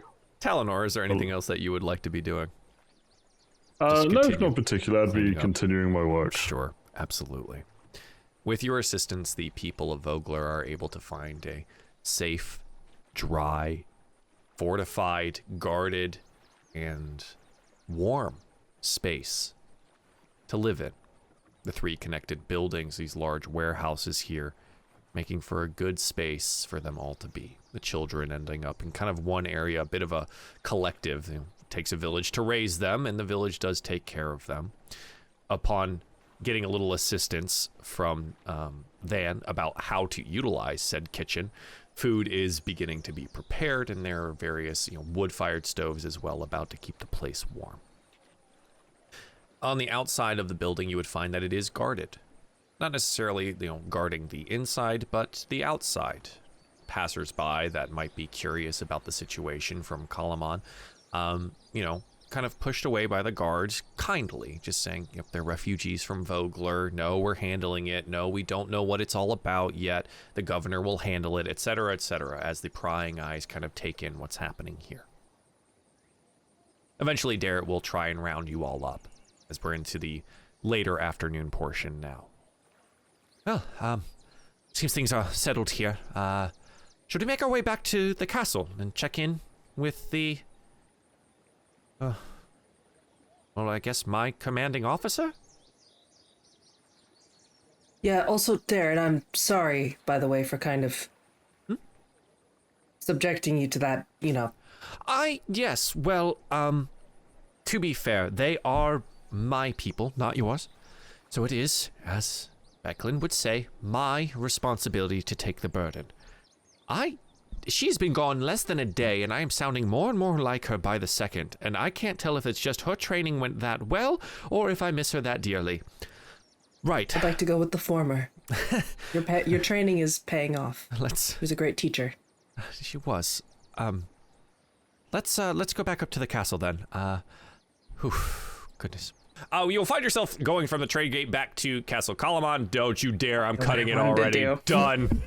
It's out. We're not doing alarm anymore. It's about 1,500 feet. About 1,500 feet away from Castle Kalaman, you and Darrett as a group reporting back to what may be his superior officer. Great. Love that for him. Yeah. His superior officer's name again, just so I can spell it in the thing. It's Marshal Vendry. Vendri. She is the Marshal of Kalaman's forces. Which, unfortunately, for this particular module, there's no picture for Marshal Vendry or the governor, and I kind of hate that. As, large, prominent figures in this campaign, that sucks. Derek gets 2 pictures, but nothing for Marshal Vendry. Derek gets 2 pictures, yeah, but nothing for them. And I feel like that's a missed opportunity there. Yeah, so as you get back to it here, you see that there are 2 guards at the gate, and one that's kind of just sitting on a stool, kicked back here, and we would recognize him as the rather kind guard that had allowed us in earlier. And he goes, "Oh, I've been waiting all damn day. I've been off duty for a while, but I said I'd be here when you came back, so... All right, welcome back. You ready to head up to the marshal's office?" Aye, if you'd lead us there. Yeah, of course, Please. Well, so let me give you a bit of a rundown here as we make our way throughout the castle. So, City Council, Governor, meet and hold events on the first floor here. Various government offices, small library, armory, and of course he's just saying all these things as we move about. Second floor here is going to be where Vendry's office is, military command, officer lodgings on the second floor. Then he points over at Derek. He says, "Your rooms are going to be on this floor as well. And we'll stop here for a moment, but third floor will be where the Castle Guard's lodge is, where I stay. Most other soldiers reside there, or elsewhere in the city, and the ancillary structures, the gates, the towers, and otherwise. Fourth floor is vacant. A bit of disrepair, though. Most of the 4th floor and towers are, but, should you so choose, you'll be looking at the larger group here. You have lodgings here, should you like to, in an unused ballroom. You're more than welcome to make your way there, since you may be doing some ancillary tasks for, the guards folk after the meeting. Or you could head back to the camp. It's entirely up to you, but the place has been made available, and you'll continue onwards. The basement is for storage. Don't really worry about that too much there. And here, as he knocks on the door, Marshal Vendry's office. He will open the door, the creak, and you'll see inside. Marshal Vendry's office is rather spare. It holds little more than a desk heaped with documents, shelves filled with rolled scrolls and things, notes, and a board on which is pinned a map of the surrounding province of Nightland. Vendry stands as you enter. Thank you for coming. I won't mince the words here. We're in the dark regarding the dangers, and I fear they are fast approaching our gates. Your role will be to change that. But first, you have any questions? I am here to answer what they may be, what your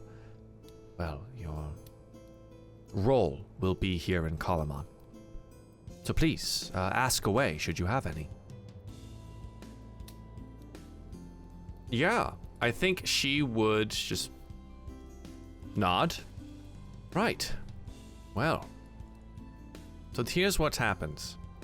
And you can make a decision on whether you want to stay here or with the people of Vogler. It's all up to you. But the expectation is that you all will serve, Darrett included, as a specialized squad dedicated to meeting challenges that our other troops cannot address. Now, you will get paid for this, regardless of you not being a part of our military. Paid in advance, 5 gold pieces from the clerk, the first of the week, every week. You can take any equipment you need. We have weapons, light armor, some medium armor available as well. Available on the armory in the first floor. Just check it out with the quartermaster. Several people from Vogler have already offered to lend their aid as well. It seems that you have inspired some of Vogler's people to take up arms. I'm still determining how best to use our rather new, enthusiastic conscripts. Additionally, still working out the details of the first assignment, but in the meantime, please familiarize yourself with the castle, your lodgings, they are on the 4th floor should you have need, and the city at large should you like to. Now, if there's no other questions with this, I will have our guard Jason here take you to your rooms or escort you out to the trade gate once again. Any further questions? And all eager to serve. If only every soldier was like this. All right, then. I will speak to you in the morning. Get some good rest. You're going to need it. And you will be dismissed out the door there and head to wherever you wish to stay. As a group, do you make a decision to stay here, either in the castle, or would you go back to the camp, or I suppose the lodgings for Vogler's people? Is I'm it staying in the castle. Okay. All right, Isn't tell it her stay in the weird? castle. Sparta would just want to stay with some animals, maybe in like a barn or something. I I mean, don't know. the castle does have Yeah. a stable. Then yeah, he'd probably sleep in there. Sure, Jason the guard will take you to the stable when you're ready. Razik, go ahead. Well, I was going to say, Razik would say to go, I don't know about the rest of you, but I think the ballroom, if we could, turn that into a little room for ourselves, would probably be pretty nice. I'm sure the people of Vogler will be fine without us, watching their every move and ensuring they're perfectly safe. Very well. All right. That's 3 for the ballroom. Reyna? I think Reyna would help get Darrett settled in, make sure everybody else was good, and actually head back to the village. Okay. Because she fucked up and is stupid and doesn't know how to cast alarm. That's not even in the show anymore. Don't worry about it. Cut that part out too. Cut that out. Reyna goes back to the little Vogler village, I suppose. The 3 buildings that are now occupied by the refugees of Vogler, and we will begin in the next morning. The first assignment of our heroes here at Castle Kalaman, and perhaps figure out what the raven-robed woman may want with Talonor. Or not. Or not! Find The out next terrifyingly time We'll never know because she'll On- You never have to find put that. We'll put that on the Patreon behind a paywall. on Dragonlance Z. Woo! Paolo's gonna be in like the market square, like, where's Wally? She's gonna be like,